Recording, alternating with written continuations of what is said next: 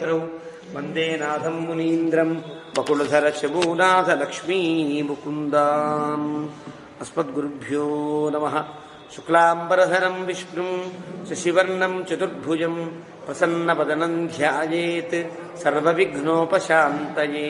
यस्य द्विरदवक्त्राद्याः पारिषद्याः परश्शतं विघ्नं निघ्नन्ति सततं विश्वक्सेनन्तमाश्रये।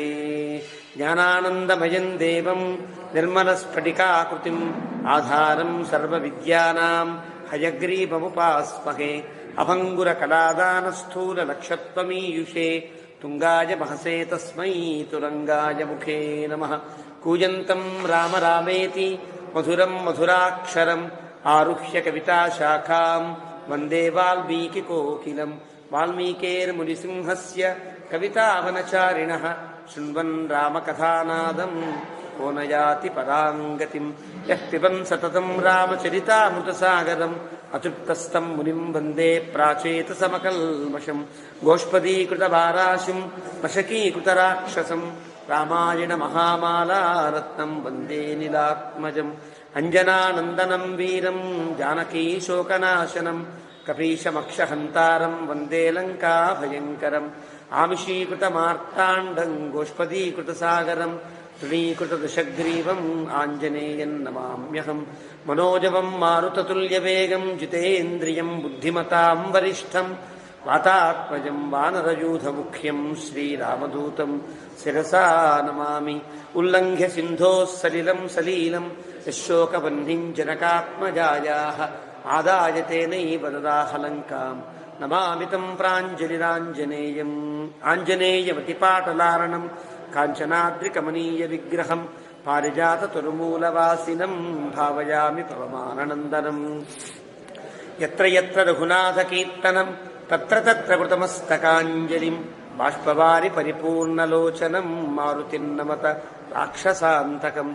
वेदवेद्ये परे पुंसि जाते दशरथात्मजे वेदः प्राचेतसादासीत् साक्षात् रामायणात्मना चरितं रघुनाथस्य शतकोटिप्रविस्तरम् एकैकमक्षरं प्रोक्तं महापातकनाशनं।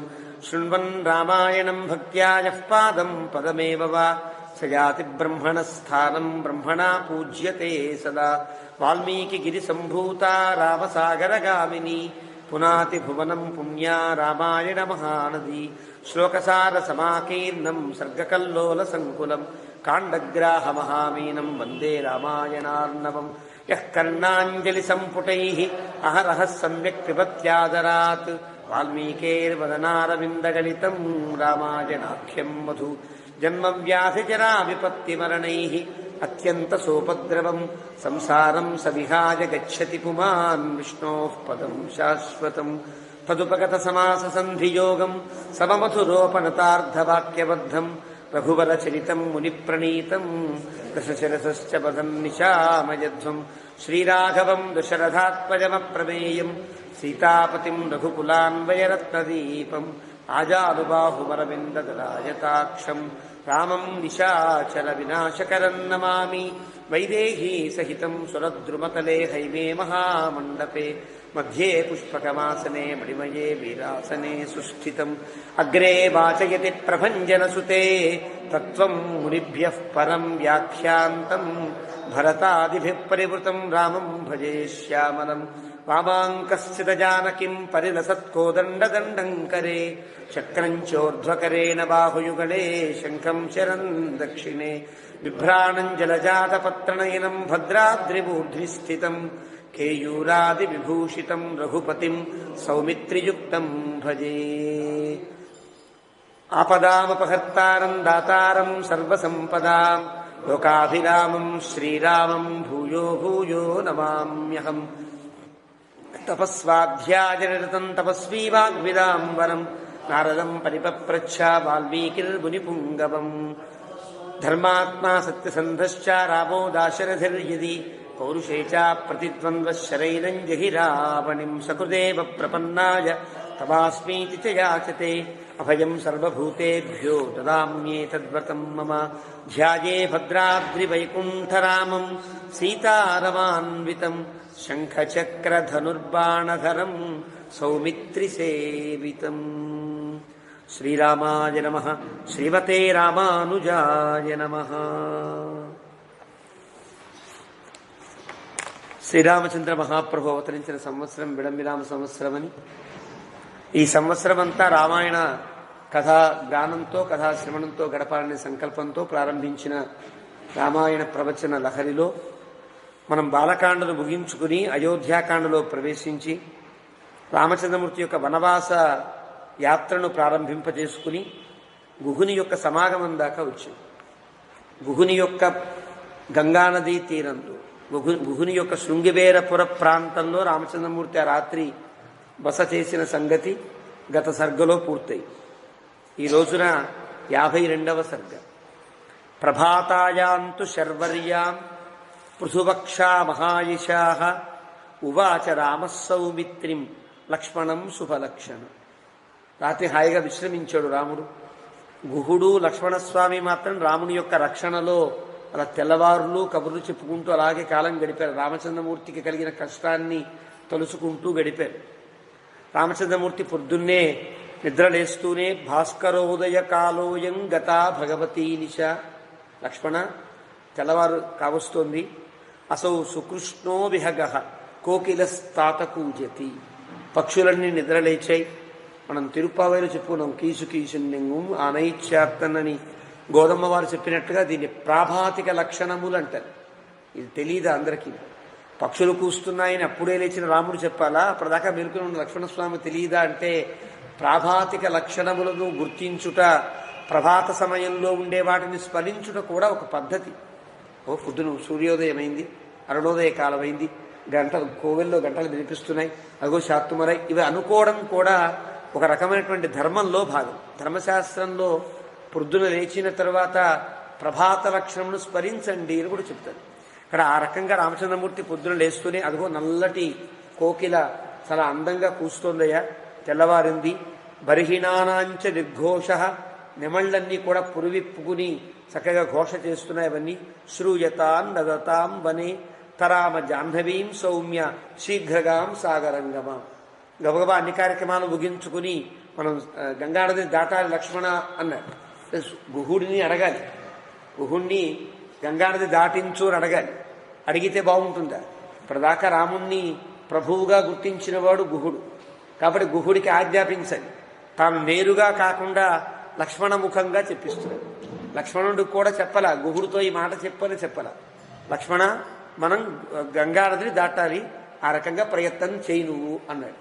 లక్ష్మణస్వామి ఎవరికి చెప్పాలో వారికి చెప్పారు. విజ్ఞాయ రామస్య వచః సౌమిత్రమిత్రనందన గుహమామంత్ర్య సూతంచ సోతిష్ఠతు భ్రాతురగ్రతః. ఎప్పుడైతే రాముడు ఆజ్ఞాపించాడో గబగబా లక్ష్మణస్వామి గుహుడికి చెప్పవలసిన తీరులో గంగానదిని దాటాలి, ఎలా దాటాలో ఏర్పాట్లు చేయమన్నాడు. సూతుడిని పిలిచాడు. అంటే అక్కడ దాకా వచ్చినటువంటి రథంతో వచ్చిన సూతుడిని ఏం చేయాలి? గంగానది దాటాలంటే రథంతో పాటు దాటాలి, రథాన్ని కూడా అవతలి ఒడ్డుకు చేర్చేటట్టుగా ప్రయత్నం చేయాలి. మన రాముడి యొక్క ఉద్దేశ్యంలో మనం ముగ్గురమే వెళుతున్నామా, సూతుడితో పాటు రథాన్ని కూడా తీసుకెళ్తున్నామా తెలియదు కదా లక్ష్మణస్వామి. రాముడి మనస్సులో ఏముందో తెలియదు కాబట్టి సూతుడిని సిద్ధంగా రాముడి ముందు నిలబెట్టాడు, గుహుడిని నిలబెట్టాడు. తన పని పూర్తి అయిపోయింది. ఏం చెప్పాలో ఆయన చెప్పుకుంటాడు. అంటే గుహుడి యొక్క రథం కూడా దాటించాలా ఏమో తెలియదు. దాటించాలంటే ఓ బల్లకట్టు కావాలి, దాని మీద రథం ఎక్కించాలి, ఆ గంగానది దాటించాలి కదా. ఇవన్నీ ఉన్నాయని తనకి తెలియనట్లుగా, రాముని యొక్క ఉద్దేశ్యమేమో తెలియనట్లుగా లక్ష్మణస్వామి గుహమామంత్రియ గుహుడికి చెప్పి, సహ సూతంచ సూతుడికి చెప్పి, సహ అతిష్ఠతు భ్రాతురగ్రత నిలబడి చేతుకట్టు ఉంచున్నాడు. ఇంకా నన్ను ఏం చేయమంటావు అన్నట్లుగా. ముగ్గురు సిద్ధంగా ఉన్నారు. సతు రామస్య వచనం నిశమ్య ప్రతిగృహ్య చ స్థపతి తూర్ణమాహూయ సచివానజమబ్రవీత్. రాముడు చెప్పాడు గుహుడికి, మేము ముగ్గురం గంగానది దాటాలయ్యా అని చెప్పినట్టున్నాడు. స్థపతి అయినటువంటి అంటే నిషాద జాతికి ధర్మాధర్మములు చెప్పగలిగినటువంటి స్థితిలో ఉన్నవాడు తప్ప కేవలం ఏదో గుడ్డెద్దు చేలో పడ్డట్టుగా పరిపాలించేవాడు కాడు ఈనాటి నాయకున్నారు. ధర్మాలన్నీ తెలిసినవాడు. నిషాద స్థపతి అంటే అర్థం, అంటే అన్ని ధర్మాలు తెలిసినవాడు. అలాంటి స్థపతి గబగబా పిలిచాడు. సచివానిదమబ్రవీత్, వారి మంత్రులు ఉంటారు, వారికంటూ మంత్రులు ఉంటారు కదా, వారిని పిలిచాడు. అస్య వాహన సంయుక్తాం కర్ణగ్రాహవతీం శుభాం సుప్రతారాం దృఢాం తీర్థే శీఘ్రం నావం ఉపాహర. గుహుడు చెప్పిన దాంట్లో ఎలాంటి ఎన్నెన్ని సౌకర్యములతో ఆ పడవ ఉండాలో కూడా చెప్పేశాడు ఒకే శ్లోకంలో. వాహన సంయుక్తాం, ఈ పడవ ఎలా ఉండాలి, తగినట్లుగా తెడ్లు సక్రమంగా వేస్తే పడవ ముందుకు సాగేటట్లుగా మంచి తెడ్లు కలిగి ఉండాలి. కర్ణగ్రాహవతీం శుభాం, చక్కటి తెరచాపు ఉండాలి. ఎప్పుడైనా గట్టిగా ఏదన్నా ఒక గాలి కొడితే పడవ పక్కకి వెళ్ళిపోకుండా తెరచాప గాలిని ఆపుకుంటూ ప్రయాణం సాగించేటట్టుగా ఉండాలి. సుప్రతారాం, అది ఏదో బలహీనంగా ఉండేదో 10 మంది ఎక్కితో విరిగిపోయేదో కాకుండా గట్టిగా చక్కగా దాటించగలిగిన పడవ పట్టండి, కొత్త పడవ పట్టండి. దృఢాం, ఆ మేకులన్నీ సరిగ్గా ఉన్నాయనేమో చూసుకోండి. సంధిబంధాలన్నీ బాగుండాలి కదా. ఇప్పుడు ఎప్పుడైనా సరే పడవని నదిలో దింపేటప్పుడు మళ్ళీ కొడవలి ఒక సుత్తి పట్టుకుని ఆ మేకులన్నీ జాగ్రత్తగా కొట్టుకోవాలి. ఏ మేకు జాగ్రత్తగా ఊడినా మళ్ళీ నీళ్ళు లోపలికి వస్తాయి, ప్రమాదం కదా. కాబట్టి దృఢాం, దృఢమైనటువంటిది. తీర్థే శీఘ్రం నావం ఉపాహర, అలాంటి ఒక పడవని పట్టడా అని పంపించారు. వారంతా సిద్ధం చేశారు. తం నిశమ్య సమాదేశం గుహామాత్యగణో మహాన్ ఉపోహ్య రుచిరాం నావం గుహాయ ప్రత్యవేదయతు. మరి అప్పటికే వారు సిద్ధంగా ఉన్నారు. రాముడు ప్రయాణంలో ఉన్నాడు కాబట్టి చక్కటి గంగానది దాటించడానికి వీలుగా ఒక పడవను సిద్ధం చేశారు. వాడు ఇంకా రుచిరాం అంటే గుహుడు చెప్పిన దానికంటే ఇంకొక గుణం కలిగినది. గుహుడు అందంగా ఉండాలని నేను చెప్పాల, వీళ్ళు అందంగా అలంకరించి మరీ పట్టుకొచ్చారు. రుచిరాం ఆ గుహాయ ప్రత్యవేదితు, సిద్ధంగా ఉందండి పడవ అని చెప్పారు. తతస్స ప్రాంజలి ధూత్వా, సగ నమస్కారం చేసి గుహో రాఘవమబ్రవీతు, రాముడితో అంటున్నాడు. ఉపస్థిత ఇయం నౌహు దేవ భూయ కింకరవాణితే, సిద్ధంగా ఉన్నది పడవ, ఇంకా నన్నేం చేయమంటారు అని కింకరవాణితే అన్నాడు. నేను ఇంకా మీరే పని చెప్తే అది చేయడానికి సిద్ధంగా ఉన్నారని కింకర భావాన్ని ప్రదర్శించాడు. తవ అమరసుత ప్రఖ్య తర్తుం సాగరగాం నదీం నౌరియం పురుష వ్యాఘ్ర తాన్ త్వమారోహ సువ్రత. తవ అమరసుత ప్రఖ్య, దేవతలతో సమానమైనటువంటి వాడా, తర్తుం సాగరగా నది, ఈ సముద్రంలో కలుస్తోంది. ఈ గంగానది ఎక్కడ దాకా కలుస్తుంది? సముద్రంలో వెళ్ళి కలుస్తుంది. ఏ నదైనా అంతే కదా. ఆ సముద్రం దాకా ప్రవహించే వేగంతో ప్రవహిస్తున్నటువంటి ఈ నదిని దాటడానికని నౌహు ఇయం ఉపస్థిత, పడవ సిద్ధంగా ఉంది. తాన్ త్వమ ఆరోహ సువ్రత, దానిని నీవు అధిష్ఠించుము అన్నారు.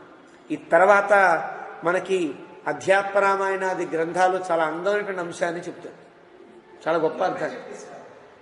మొల్ల కూడా అదే దాన్నే ప్రకటించి నీ పాదాలు కడిగి ఆ అర్ఘ్యాన్ని పాద్యాన్ని ఇచ్చుకుని పడవ ఎక్కమంటాడు. ఎక్కమనడానికి వీలుగా తమాషాగా చెప్తాడు గుహుడని. అధ్యాత్మరామాయణంలో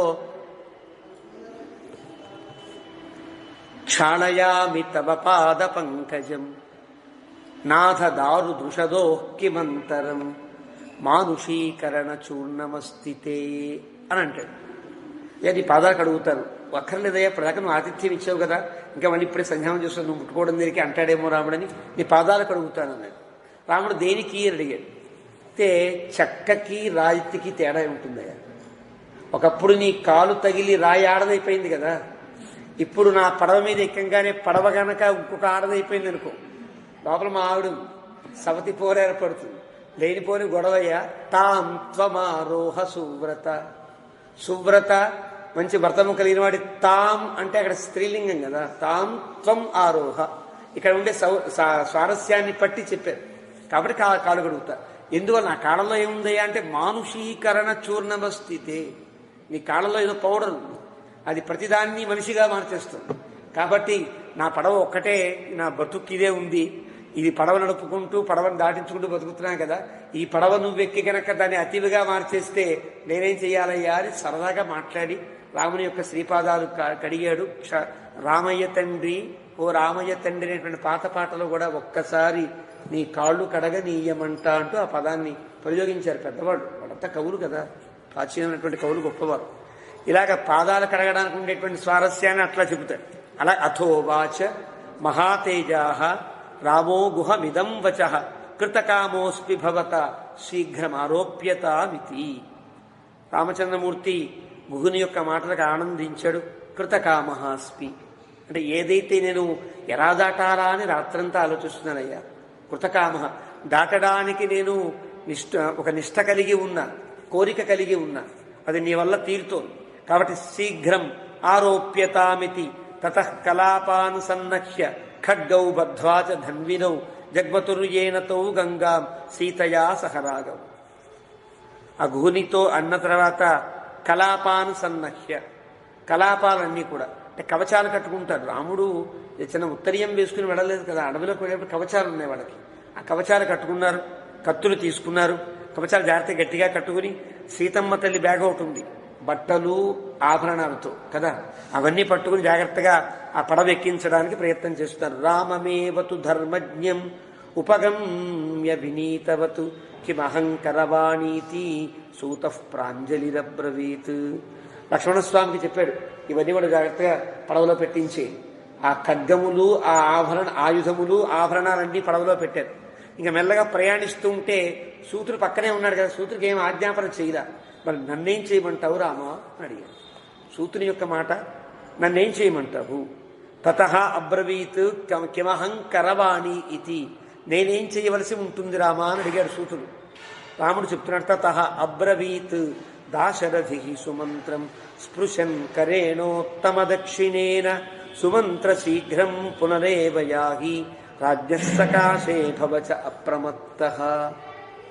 జాగ్రత్తగా నువ్వు ఆ కుడి చేతిని తీసి సుమంత్ర యొక్క భుజం మీద వేసి స్పృశిస్తూ, చాలా ఆత్మీయంగా కదా, ఒక వ్యక్తిని చాలా ఇష్టపడినప్పుడు ఏదైనా చెప్పాలనుకుంటే అతని భుజం మీద చేయవేసి ఆయన జాగ్రత్తగా వెళ్ళిరా అంటాం కదా. ఆ రకంగా కుడి చేతిని అతని యొక్క భుజం మీద వేసి సుమంత్ర శీఘ్రం పునరేవ యాహి, ఎలా మనం వచ్చామో అలా నువ్వు వెనక్కి వెళ్ళవలసింది. వెళ్ళి రాజ్ఞ సకాశే, రాజు యొక్క సమక్షంలో భవచ అప్రమత్త, చాలా జాగ్రత్తగా ప్రవర్తించవలసింది. మేమేం చేస్తున్నాము అంటే ఇప్పటిదాకా మేము పడ్డ కష్టాలేం చెప్పకూడదు, దాటాము అని చెప్పాలంటే. మళ్ళీ దశరథునికి కష్టం కలిగించేటట్టుగా చెప్పద్దు సుమా. మేము సుఖంగా అడవిలోకి వెళుతున్నాము, సుఖంగా హాయిగా ప్రయాణం సాగుతోందని చెప్పాలి. కాబట్టి మాటలలో ఎలాంటి పొరపాటు లేకుండా నీవు చెప్పవలసి ఉంటుంది అని చెప్పడం కోసం భవచ అప్రమత్త, జాగ్రత్తగా మాట్లాడు సుమంత్ర అని చెప్పింది. నివర్తస్వ ఇది ఉవాచ ఏనం ఏతావద్ధి కృతం మమ రథం విహాయ పద్భ్యాంతు గమిష్యామి మహావనం.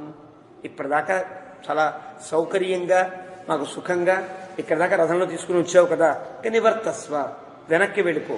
ఏతావద్ధి కృతం మమ, ఇప్పటిదాకా నువ్వు చేసే పని నాకు చాలా గొప్ప ఉపకారం సూత. రథం విహాయ, ఇక్కడి నుంచి రథాన్ని విడిచి మేము పద్భ్యాంతు గమిష్యామి మహావనం, పాదచారులై అడవికి వెళ్ళాలి అని చెప్పింది కదా పిన్నమ్మ. కానీ ఇక్కడి నుంచి మేము కాళ్లతో నడుచుకుంటూనే అడవికి వెళ్ళాలి, నియమం తప్పడు కదా. ఇక్కడ దాకా ఎందుకు వచ్చావు అని అనడానికి వీలు లేకుండా ఇక్కడ దాకా మన దేశ తీర ప్రాంత భూములు, ఇక్కడ నుండి అడవిలోకి వెళ్ళాలి. ఇక్కడ జనపదాలు నాకేం ఉండవు, జనపదాలు దాటేంత వరకు నీ సహాయాన్ని కోరా, నువ్వు వచ్చావు, నన్ను దింపావు, ఇక్కడతో చాలు, ఇక్కడి నుంచి నేను నడకదారినే వెళ్ళవలసి ఉంటుంది అని చెప్పి పద్భ్యాం గమిష్యామి మహావనం. ఆత్మానం తు అభ్యనుజ్ఞాతం అవేక్ష్య ఆర్తః ససారథి సుమంత్రః పురుషం వ్యాఘ్రం ఐక్ష్వాకమిదమబ్రవీత్. రాముడి ఆజ్ఞాపన అయిన తర్వాత మాట్లాడాలి తప్ప నేను వచ్చేస్తామని అనడానికి వీల్లేదు, ప్రభువుల దగ్గర ఉండే మర్యాద. రాముడు మాట్లాడిన తర్వాత ఇంకా తన యొక్క మాట చెప్పాలి, తన యొక్క సమాధానాన్ని చెప్పవలసి ఉంటుంది. కాబట్టి అప్పుడు అంటున్నాడు, నన్ను కూడా అంగీకరించవా నీతో రావడానికి? ఆత్మానంతు అభ్యనుజ్ఞాతం అవేక్ష అంటే తనని ఈ రకంగా అనుజ్ఞాతం చేసినటువంటి రాముడితో ఆర్తుడైనటువంటి ఆ సూతుడిలా అంటున్నాడు. సుమంత్రుడు అంటున్నాడు, నాతిక్రాంతమిదం లోకే పురుషేణ ఇహ కేనచితు తవ సభ్రాతృభార్యస్య వాసః ప్రాకృతవద్వనే. నిజంగా నీకు తగని పని రామా, ఇలా చేయడానికి వీల్లేదు. ఇంత చక్కని తమ్ముడు, చక్కని భార్య, నీలాంటి వాడు అడవికి వెళ్ళడం, ప్రాకృతిని వల్ల అడవికి వెళ్ళడం నాకు ఇష్టంగా లేదు. కానీ నేనేం చేయలేను కదా. నీవు అడవికి వెళ్ళడానికి ఎలాంటి సౌకర్యం, ఎలాంటి ఉచితము కాదు, ఉచితజ్ఞత లేదు. అడవికి వెళ్ళకూడని వాడివి, కానీ వెళ్ళవలసి వస్తుంది. నా మన్యే బ్రహ్మచర్యేస్తి స్వధీతే వా ఫలోదయ మార్దవార్జవయోర్వాపి త్వాంచేద్యసనమాగతం నమన్యే బ్రహ్మచర్యే అస్తి సుఅధీతే వా ఫలోదయ. ఇప్పటిదాకా బ్రహ్మచర్యంలో నీవు పాటించినటువంటి ధర్మాలన్నింటికీ ఫలమేది? ఇప్పుడు పొందాలి, హాయిగా రాజ్యాన్ని పొందాలి, సుఖాలు అనుభవించాలి. ఇప్పటిదాకా నువ్వు పొందిందా బ్రహ్మచర్యము అదే కదా. ఇప్పుడు కదా సుఖంగా ఉండాలి. నువ్వు ఇలాంటి దశలో నువ్వు వెడవలసి వస్తోందే. మార్దవ ఆర్జవయోర్వాపి త్వాంచేత్ వ్యసనమాగతం అంటే చాలా చక్కగా రుజుత్వంగా మృదువుగా కాలం గడపవలసిన సమయంలో ఈ కుటిలంగా విషమంగా పొందవలసిన స్థితి నీకు ఏర్పడింది. సహ రాఘవ వైదేహ్య భ్రాత్రాచైవ వనే వసన్ త్వం గతిం ప్రాప్స్యసే వీర త్రీన్ లోకాంస్తు జయన్నివ. నీవు తీసుకున్న నిర్ణయం చాలా గొప్పది. తమ్ముడితో భార్యతో అడవిలో ఉండాలని నీవేదైతే సంకల్పాన్ని చేశావో, నిర్ణయాన్ని తీసుకున్నావో, అది 3 లోకములను జయించిన దానికంటే గొప్ప నిర్ణయం అయ్యా. అంత గొప్ప నిర్ణయం తీసుకున్నావు.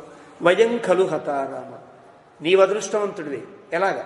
ధర్మాన్ని పాటించాలని సంకల్పించుకున్నావు కాబట్టి నువ్వు ధర్మాన్ని పాటిస్తున్నావు. కానీ మేము వయం ఖలు, మేమైతే హతారామ, ఇక నుంచి సరిపోయిన వాళ్ళతో సమానం. ఎందువల్ల? ఏ త్వయాపి ఉపవంచితాః, ఏ త్వయా నీ చేత కూడా మేము వంచబడ్డాము. నీ చేత కూడా అంటే అర్థం, ఒక ఆవిడ వంచింది మా అందరినీ కూడా. కైకేయి నీకు రాజ్యం వస్తుందేమో అని ఆనందించే సమయంలో ఆమె చిన్న స్వార్థానికి వెళ్ళి నీకు రాజ్యం రాకుండా నీవే రాజు అవుతావని తపించే మా అందరికీ నీవు రాజు కాకుండా చేసింది. మా పెద్ద వంచన. కైకేయి వల్ల వంచనకు గురయ్యాం, మళ్ళీ నీ వల్ల వంచనకు గురవుతున్నాం. నువ్వేం కావాలి? నిన్ను విడిచి మేము ఉండము అంటే నీ వెనకాల మేమంతా వస్తే మా వాళ్ళందరినీ కూడా ఒక దగ్గర ఉంచి నా చేత మోసగించేటట్టుగా చేశావు. నేనే కదా వంచేవాళ్ళని. ఇప్పుడు నన్ను వంచిస్తున్నావు. త్వయాపి, నీ చేత నేను కూడా వంచబడుతున్నానయ్యా. ఇప్పటిదాకా అయోధ్య ప్రజలాగా వంచాం మనం. వెనక్కి వెళ్ళేటట్లుగా వాళ్ళకి తెలియకుండా మార్గాన్ని తప్పించుకుని వచ్చేసాం. వాళ్ళంతా పాపం కుయ్యో ముర్రో అంటూ వెనక్కి వెళ్ళిపోయి ఉంటారు. కానీ ఇప్పుడు నన్ను కూడా నువ్వు వంచిస్తున్నావయ్యా. త్వయాపి ఉపవంచితాః కైకేయ్యా వశమేష్యామః పాపాయా దుఃఖభాగినః. పాపాత్మురాలైనటువంటి కైకేయి యొక్క అధీనంలో పడ్డాం మేమంతా. ఇక్కడి నుంచి మాకు దుఃఖమే శరణ్యము. ఇది బ్రువన్, ఇలా అంటూ ఆత్మసమం సుమంత్రః సారథిస్తదా దృష్ట్వా దూరగతం రామం దుఃఖార్తో రురుదే చిరం. ఇంకా సూత్రుడు మాట్లాడుతూనే ఉన్నాడు. రాముడు అవి వినని వాడిలా ముందుకు వెళ్ళిపోతున్నాడు. తల్లి యొక్క నింద వినలేడు కదా, ముందుకు వెళ్ళిపోతున్నాడు. అలా కొంచెం దూరం వెళ్ళంగానే తతస్తు విగతే బాష్పే సూతం స్పృష్టోదకం శుచిం రామస్తు మధురం వాక్యం పునఃపునరువాచతం. రాముడు వెళుతుంటే సూత్రుడు కనిపించలేదంటే కనిపించలే. కారణం, ఏడుస్తున్నాడు కదా, కళ్ళ నిండా నీళ్లు కమ్మి రాముడు కనిపించాలి. కొంచెం ముందుకు వెళ్ళాడు. ముందుకు వెళ్ళిపోవడం ధర్మం కాదనుకుని సూత్రుడు మాట్లాడడం మానేసిన తర్వాత రాముడు మళ్ళీ వెనక్కి తిరిగి మధురం వాక్యం, చాలా మధురంగా ఇలా అంటున్నాడు. ఇక్ష్వాకూణాంత్వయా తుల్యం సుహృదన్నోపలక్షయే. మా ఇక్ష్వాకురాజులందరికీ నీతో ఉండే స్నేహం నాకు తెలియదా? నువ్వు ఎంత గొప్ప స్నేహితుడివో తెలియదు. సూతుడువు కావు, నువ్వు మా అందరికీ మిత్రుడివి కదా. మా నాన్నగారికి మంచి మిత్రత్వాన్ని పొంది ఉన్నవాడు. యథా దశరథో రాజా మాం నశోచేత్ తథా కురు. కాబట్టి నువ్వు ఎవరికి మిత్రుడివి? మా నాన్నగారికి మిత్రుడు. మా నాన్నగారి క్షేమాన్ని నీవే చూడాలి. ఇప్పుడు నేను వెళ్ళిపోయిన తర్వాత బాధపడే మా నాన్నగారిని ఓదార్చడానికి నీ వంటి మిత్రుడు లేకపోతే ఎట్లా? మిత్రుడు ఉండాలి కదా. ఎప్పుడైనా కష్టంలో ఉన్నప్పుడు శోకారాతి భయత్రాణం ప్రీతి విశ్రంభ భాజనం కేన సృష్టమిదం రత్నం మిత్రం ఇత్యక్షరద్వయం అంటారు. మిత్రుడనేది ఒక అక్షరద్వయం, చాలా గొప్పది. కేన సృష్టమిదం రత్నం, ఇంత గొప్ప రత్నం ఎలా పుట్టిందండి? ఎవరు పుట్టించారండి? శోక అరాతి భయత్రాణం. ఎప్పుడైనా శోకం కలిగితే గట్టిగా గొప్పగా ఓదార్చేవాడు, హత్తుకుని ఓదార్చేవాడు మిత్రుడే కదా. అరాతి భయత్రాణం. ఎప్పుడైనా ఏదైనా ఆపద కలుగుతుంటే ఆపదను తొలగించేటట్టుగా ముందుండి స్నేహితుడిని కాపాడుకుంటాడు కదా. అలాంటి శోకారాతి భయత్రాణం. శోకము నుండి కలిగే భయము నుండి, అరాతి నుండి అంటే శత్రువు నుండి కలిగే భయము నుండి కాపాడేవాడు మిత్రుడైతే అలాంటి మిత్రుడు అనేటువంటి ప్రీతి విశ్రంభభాజనం, ప్రీతిని కలిగించే ఒక ప్రీతి పాత్ర, ఒక మధురమైన పాత్ర. మిత్రుడిని చూస్తే ఆనందంతో ఉప్పొంగుతుంది హృదయం. కాబట్టి అలాంటి మిత్రత్వాన్ని పొందిన నీవు కనుక దశరథుడికి లేకపోతే, నేను లేకయే దశరథుడు సగం కుంచుకుపోయి ఉంటే నీవు కూడా మానేస్తావా? నీ వెళ్ళాలి. శోకోపహతచేతాశ్చ వృద్ధశ్చ జగతీపతి కామభారావసన్నశ్చ తస్మాదేతత్ బ్రవీవితే. 3 కారణాల వల్ల నీవు వెళ్ళవలసి ఉంటుంది. ఎందువల్ల? శోకోపహతచేతాశ్చ, దుఃఖం వల్ల, నేను దూరమైన దుఃఖం వల్ల చాలా బాధపడి శోకించి శల్యమైపోయి ఉంటాడు కదా, అలాంటి వాడు. రెండవది వృద్ధశ్చ, వృద్ధుడు. పోనీ కొంచెం దిటవు చేసుకుని బలాన్ని పుంజుకుంటాడా అంటే ఇంకా వృద్ధాప్యంలో ఉన్నాడు కాబట్టి ఖచ్చితంగా ఇంకా క్షీణదశే తప్ప వృద్ధి పొందే అవకాశం తండ్రికి లేదు.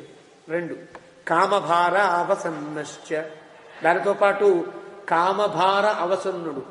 కైకేయి మీద ఉండే కోరిక, ప్రేమ ఎంతకి దారి తీసిందో ఆ దారి తీసిన ఘట్టాన్ని అనుభవిస్తూ కామమంటే పెద్ద భారంగా భావిస్తున్న సమయం. ఎవరికైనా ఒక కోరిక తీరుతుంది అంటే రేపు బతక అనిపిస్తుంది. ఆశ కదా బతికిస్తుంది మనిషిని. రేపు ఇలా ఉండాలి అనుకునే ఆశే రేపటిదాకా బతికిస్తుంది. ఆశ లేనిదే మనిషి బతకలేడు. కాబట్టి భగవంతుడు ఆశ పెట్టాడు. అంటే ఆశ ప్రమాదకరమైన ఆశ అని తెలిసిన తర్వాత, తాను కోరిన కోరిక, తాను పొందినటువంటి కామం ఏదైతే ఉందో అది తనని పూర్తిగా నిట్టనిలుగా చంపేదే అవుతోందని గుర్తించిన తర్వాత ఆ కామం అంటే ఎంత భయంకరంగా భావిస్తాడు. అలాంటి స్థితిలో ఉన్నాడు. ఎవరికైనా కామం అంటే రేపో మాపో సుఖం కలుగుతుంది అంటే రేపు బతుకుతాను రేపటిదాకా అనిపించవచ్చు. కానీ ఇప్పుడు అతనికి కామ భార అవసన్నశ్య, ఆ కామమే భారం. కైకేయిని చూడాలంటే భయం, కైకేయిని ముట్టుకోవాలంటే అసహ్యం. ఇలాంటి స్థితి ఏర్పడింది. కాబట్టి ఏ కైకేయి దగ్గర తాను ఆనందంగా ఉంటాడో ఆ కైకేయి ఒక భయంకర రాక్షసిలా మారిన తర్వాత అతను ఇంకేం సుఖంగా ఉంటాడు. కానీ ఇప్పుడు కాపాడవలసిన వాడెవరు? మిత్రుడే కదా. నీవు వెళ్ళాలి. తస్మాత్ ఏతత్ బ్రవీమి, అందువల్ల నేను మళ్ళీ చెప్తున్నాను. నేను రావద్దన్న ఉద్దేశ్యం కాదు. నువ్వు మాత్రం ఉంటే తండ్రి ఉన్నట్టే కదా అంటాడు తర్వాత. ఓ తథాకురు యథా దశరథో రాజు. దశరథుడు ఎలాగైతే మాకు తండ్రి అలాంటి వాడో నీవు అలాంటి వాడివే కదా అని ఇంతకు ముందుండే భావాన్ని మళ్ళీ చెప్తాడు. యద్యదాజ్ఞాపయేత్ కించిత్ సమహాత్మా మహీపతి కైకేయ్యా ప్రియకామార్థం కార్యం తతు అవికాంక్షయా కార్యం. దశరథుడు మా తండ్రి గారు మహాత్మా మహీపతి, చాలా గొప్పవాడు. కాబట్టి సత్యానికి పాశానికి బద్ధుడై ఉన్నాడు. రెండవది మహీపతి, రాజు. తాను సత్యప్రతిజ్ఞను నెరవేర్చుకోవాలి అనుకునేవాడు. రెండవది మహీపతి కూడా, రాజు కూడా కదా. ఆయన ఏం చెప్పారు? కైకేయ్యా ప్రియకామార్థం, కైకేయికి ఆనందం కలిగించడం కోసం కదా ఈ మాట చెప్పారు. కాబట్టి నన్ను విడిచి నీవు వెళ్ళాలి. విడిచి దింపిరా అని పంపించినప్పుడు రాకపోతే ఎట్లా? నువ్వు వెళ్ళాలి కదా. నన్ను దింపి అక్కడ దాకా నువ్వు వెనక్కిరా అని చెప్పాడు దశరథుడు.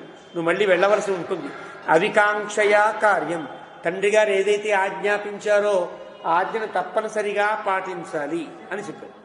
ఏతదర్థం హి రాజ్యాని ప్రశాసతి నరేశ్వరా యదేషాం సర్వకృత్యేషు మనోన ప్రతిహన్యతే.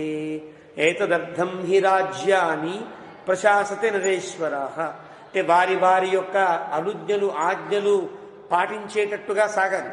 ఎప్పుడైతే ఆజ్ఞాభంగం కలుగుతుందో పరిపాలనలో లోటు ఏర్పడుతుంది.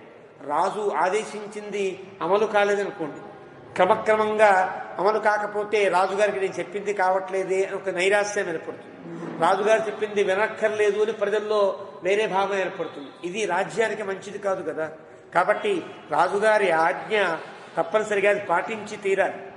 సర్వకృత్యేషు మనోన ప్రతిహన్యతే, ఎప్పటికీ కూడా అది మనసుకి కష్టం కలిగించినప్పటికీ కూడా అది ఆ రకంగా పాటించి తీరవలసే ఉంటుంది. యద్యథా స మహారాజ నాళీకమధిగచ్చతి నచ తామ్యతి దుఃఖేన సుమంత్ర కురు తత్తథా.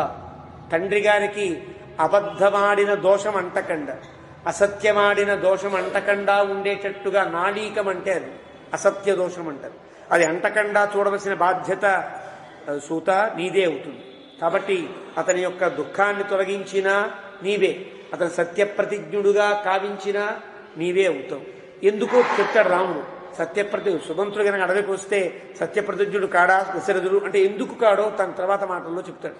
సుమంత్ర అదృష్ట దుఃఖం రాజానం వృద్ధమార్యం జితేంద్రియం బ్రూయాహ త్వం అభివాద్యైవ మమ హేతోరిదం వచః.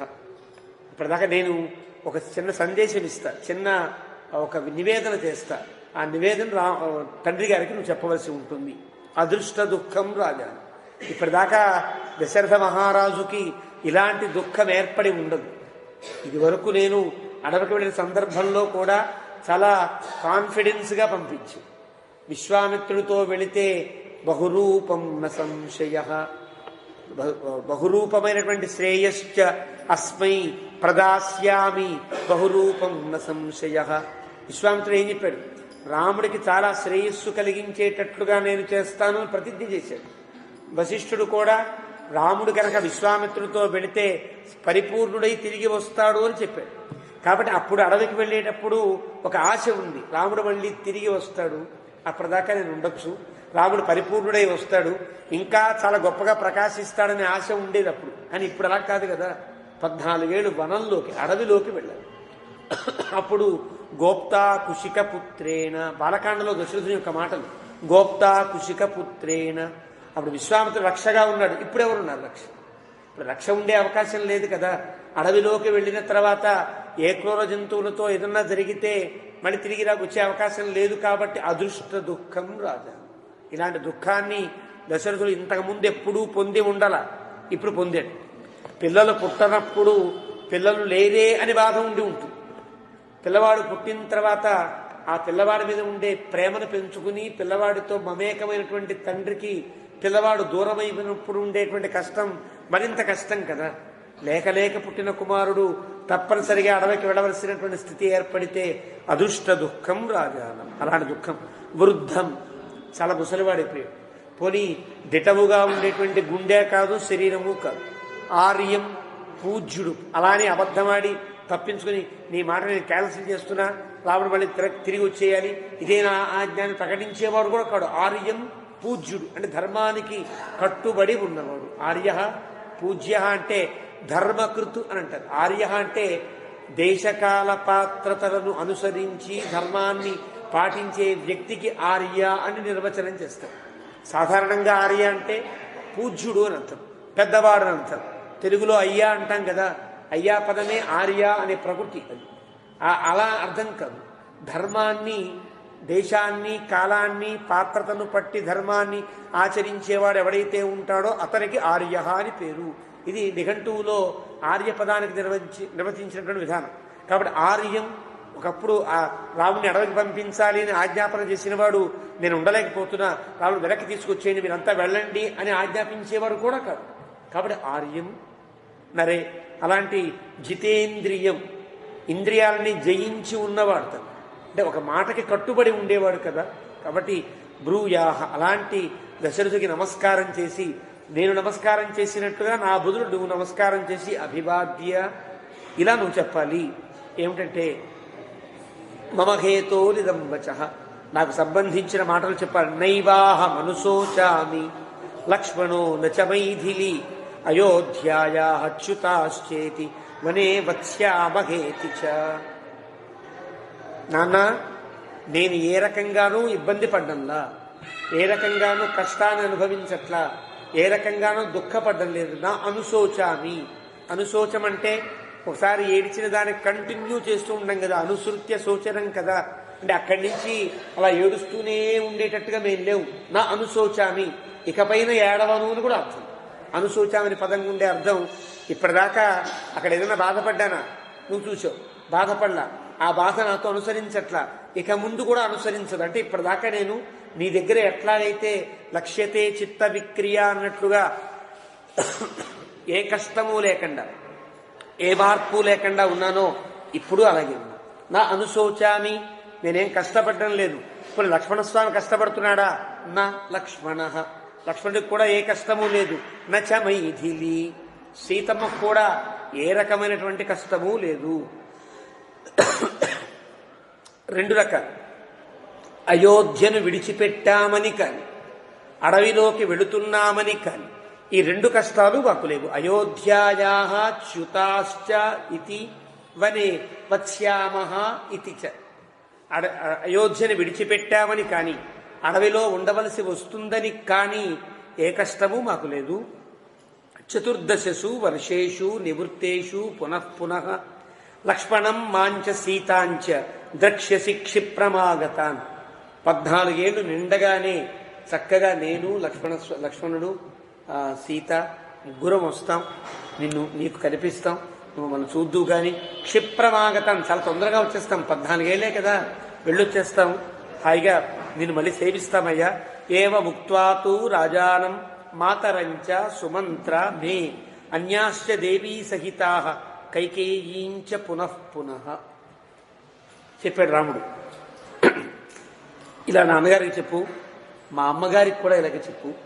సుమంత్ర మే అన్యాశ్చ దేవీ సహితా, మా నాన్నగారికి సంబంధించినటువంటి మా తల్లులు ఇంకా చాలా మంది ఉన్నారు కదా, అందరికీ చెప్పు, అందరికీ ఇలాగే చెప్పు.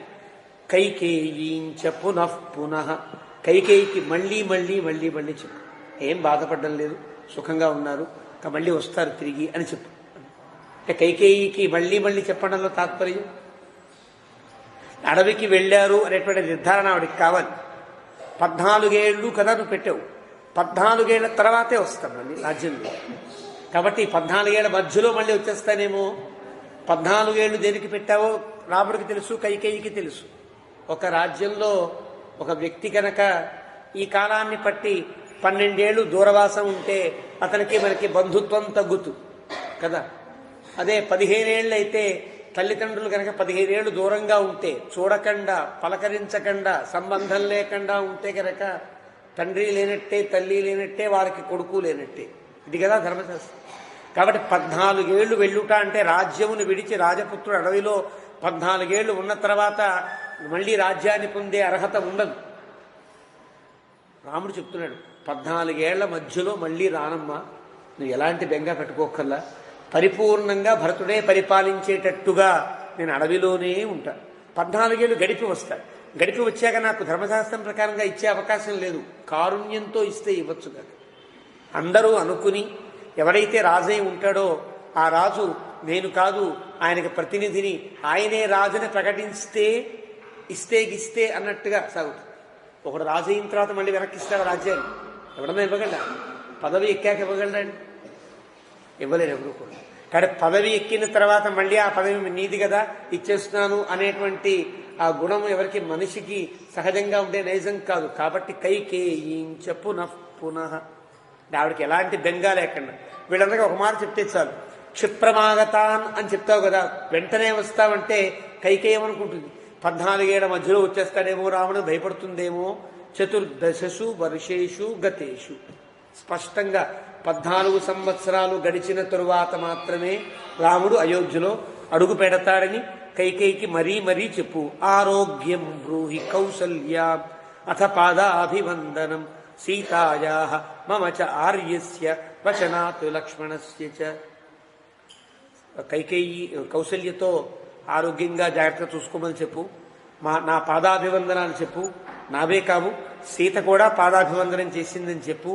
ఆర్యస్య లక్ష్మణస్య, ఎంత గౌరవమో చూడండి. లక్ష్మణస్వామి మీద ఆర్యస్య, చాలా పూజనీయుడైనటువంటి లక్ష్మణస్వామి కూడా నీకు నమస్కరించాడని చెప్పు. ఎందుకంటే కౌసల్యకి రాముడు అడవికి వెళుతూ ఉంటే గొప్ప ధైర్యం లక్ష్మణుడే కదా. కౌసల్య లక్ష్మణ సంవాదంలో ఆవిడ మాటల్లో మనకి అర్థమవుతుంది. కానీ లక్ష్మణస్వామి కూడా నీకు పాదాభివందనం చేశాడని చెప్పు అని లక్ష్మణస్వామిని గౌరవిస్తూ మాట్లాడాడు. ఈ మాటలు మళ్ళీ కౌసల్యకి చెప్పాలి. ఎలా చెప్పితే అలా చెప్పాలి, కొంచెం ఎక్కువ తక్కువ చెప్పడానికి వీలేదు. దూతలకు ఉండే లక్షణములు అలాంటివి. ఇప్పుడైతే సెల్ ఫోన్లో రికార్డ్ చేసుకుని చెప్పచ్చు, కానీ అప్పుడే జాగ్రత్తగా విని ఏ పదాలు ప్రయోగించారో ఆ పదాలే చెప్పాలి. యుద్ధకాండలో సుఖశారణులు అని ఇద్దరు, రావణాసుడు పంపిస్తాడు వాడు. ఆ సుకుడు అనేటువంటి వాడు ఒక చిన్న పక్షి రూపంలో వస్తాడు, సుగ్రీవుడి దగ్గరికి వస్తాడు. వచ్చివాడు తమాషాగా చెప్తాడు, రావణాసుడు చెప్పమన్నాడని. సుగ్రీవా బాగున్నావా? రావణాసుడు యొక్క ఇది, వీళ్ళు సముద్రం దాటి వస్తున్న సముద్రంకి దగ్గరికి వచ్చిన సమయంలో రావణాసుడు కబురు పంపిస్తాడు సుకుడు అనే వాడితో, రాముణ్ణి కలవద్దు, మెల్లగా జాగ్రత్తగా సుగ్రీవుణ్ణి నా మాటగా చెప్పు. సుగ్రీవ బాగున్నావా?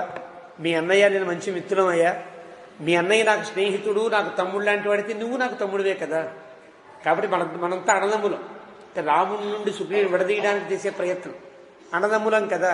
కానీ నీకేమిటి ఇబ్బంది, నువ్వు హాయిగా వెనక్కి వెళ్ళిపో. నేను ఎత్తుకొచ్చింది నీ భార్యని కాదు కదా, ఎవడి భార్యను అయితే నువ్వెందుకే కష్టపడతావు? నీకేమైనా ఉపకారం, నేనన్నా నీకు అపకారం చేశానా? ఏ అపకారము నీకు నేను చేయనప్పుడు హాయిగా నువ్వు వెనక్కి వెళ్ళి కిష్కిందకి వెళ్ళి పరిపాలించుకోవచ్చు కదా అని ఒక భేదాన్ని ప్రయోగిస్తాడు. భేద ఉపాయం అంటారు రావణాసుడు. అప్పుడు సుగ్రీవుడు వింటాడు, చాలా కోపం వస్తుంది. సుగ్రీవుడి కంటే ముందు వానరులకు కోపం వస్తుంది. తమాషా, వానరులంతా చెవిరిక్కించడం ఏమో, సుగ్రీవుడు వెనక్కి వెళ్ళిపోతే మనమంతా ఏం చేయాలనుకోవాలి కదా. వాళ్ళందరికీ కోపం వచ్చి కొడతాడు ఆ శుకుని. రెక్కలు ఊడిపోయి పక్షి రక్తసిక్తమైనటువంటి ఆ శుకుని గట్టిగా తాడతో కట్టి రాముడి దగ్గర తీసుకొస్తాడు. రాముడు చూస్తాడు, తాడు విప్పేయండి అంటే విప్పేసి, ఎందుకు వచ్చావు? ఇలా చెప్పమన్నాడయా అని ఓ మాట అంటాడు. నా మాట ఒక్క మాట కూడా అందులో కలపలేదు. రావణాసుడు ఏ పదములైతే చెప్పాడో ఆ పదములను మాత్రమే చెప్పాను సుమా. ఒక్క మాట నాది కనుక ఉంటే నన్ను దండించవచ్చు అంటే దూత యొక్క లక్షణము ఎంత చెప్పారో అంత చెప్పాలి, ఏం చెప్పారో అదే చెప్పాలి. దానికంటే ఎక్కువ చెప్తే దూత కార్యానికి కొంచెం భంగం కలిగించినట్టు అవుతుంది. అలా చెప్పడానికి వీల్లేదు. అంటే ఎంతైనా ఎవరికి ఏం చెప్పాలో రాముడు విడదీసి వెంగడించినట్టుగా చెప్పేస్తున్నాడు. కౌసల్యతో ఇలా చెప్పు, కైకేయితో అలా చెప్పు, మా నాన్నగారితో అలా చెప్పు, ఎవరికి ఎలా చెప్పాలో చెప్తున్నాడు. చెప్పి బ్రూయాశ్చ హి మహారాజం భరతం క్షిప్రమాణయ ఆగతశ్చాపి భరతః స్థాప్యో నృపమతే పదే. మన నాన్నగారితో చెప్పు, గబగబా భరతుణ్ణి తీసుకురావాలి. మేనమామ గారింట్లో ఉన్నారు కదా, మేనమామ గారింట్లో ఉండేటువంటి భరతుణ్ణి గబగబా తీసుకుని వచ్చి పట్టాభిషేకం చేయాలి. తండ్రి గారు మర్చిపోతారు ఈ హడావిడిలో. ఎందువల్ల? ఆవిడేమంది, ఇదే ముహూర్తంలో రాముడికి వనవాసము, భరతునికి పట్టాభిషేకము అంది. అది కుదురుతుందా? భరతుడు ఆ సమయంలో అక్కడ ఉన్నాడా? ఉండకుండా అదే ముహూర్తం ఎలా చేస్తారు పట్టాభిషేకాన్ని? భరతుడు రావాలంటే వారం రోజులు పడుతుంది. వారం రోజులు పడితే తప్ప భరతుడు అయోధ్యకి రాలేడు. రాకుండా అదే ముహూర్తంతో ఎలా చేస్తారు అంటే అర్థమేమి? అంటే ఇప్పుడు ఉండేటువంటి ముహూర్తంలో భరతుడు పట్టాభిషేకం జరగాలి అని ఆవిడ కోరిక. అలాగే అని ఒప్పుకున్నావు, ఎలా తీరుతుంది? ఆవిడ కంగారుగా నన్ను పంపించడమే లక్ష్యంగా అడిగేసింది. నీవేమో సత్యప్రతిజ్ఞమై ఇచ్చేసావు. ఇక్కడ భరతుడికి ఖచ్చితంగా మళ్ళీ ఇలాంటి స్థితిలో భరతుడిని తీసుకురావడం, పట్టాభిషేకం చేయడం లాంటివన్నీ జాప్యమైపోతాయి. ఎవరికి వాడు నీరసపడిపోతారు. మంత్రులు సహకరించరు, వశిష్ఠాదులు వెళ్ళిపోతారు, ఇంకెందుకు పట్టాభిషేకం అని. అలా కాకూడదు. ఈ పట్టాభిషేక సన్నాహం ఏదైతే ఉంటుందో అది కంటిన్యూ చేస్తూ అప్పటిదాకా ఏదో మళ్ళీ కలసావాహనలు అవన్నీ కూడా జాగ్రత్తగా పూజలు చేసుకుంటూ మళ్ళీ అవధిని పెంచుకుని భరతుడు వచ్చాక పట్టాభిషేకం జరిగేటట్టుగా జరగాలి కదా. మళ్ళీ గుర్తు చేస్తున్నాడు రాముడు. భరతుడిని గబగబా తెప్పించి పట్టాభిషేకాన్ని జరిపించాలి. పట్టాభిషేకం ఆగడానికి వీల్లేదు. కాబట్టి స్థాప్య భరతః నృపమతే పదే. దశరథుడు ఏదైతే ఆజ్ఞాపించాడో, మా తండ్రి గారు ఏదైతే కైకేయికి వాగ్దానం చేశారో ఆ వాగ్దానం నెరవేరేటట్లుగా భరతుడిని తీసుకుని వచ్చి పట్టాభిషేకం చేయవలసినటువంటి కార్యంలో నీవు కూడా జాగ్రత్తగా అక్కడ ఒక పాత్ర వహించాలి. ఇది తండ్రి గారికి చెప్పు. భరతంచ పరిష్వజ్య యౌవరాజ్యే అభిషిచ్య చ అస్మత్సంతాపజం దుఃఖం నత్వాం అభిభవిష్యతి.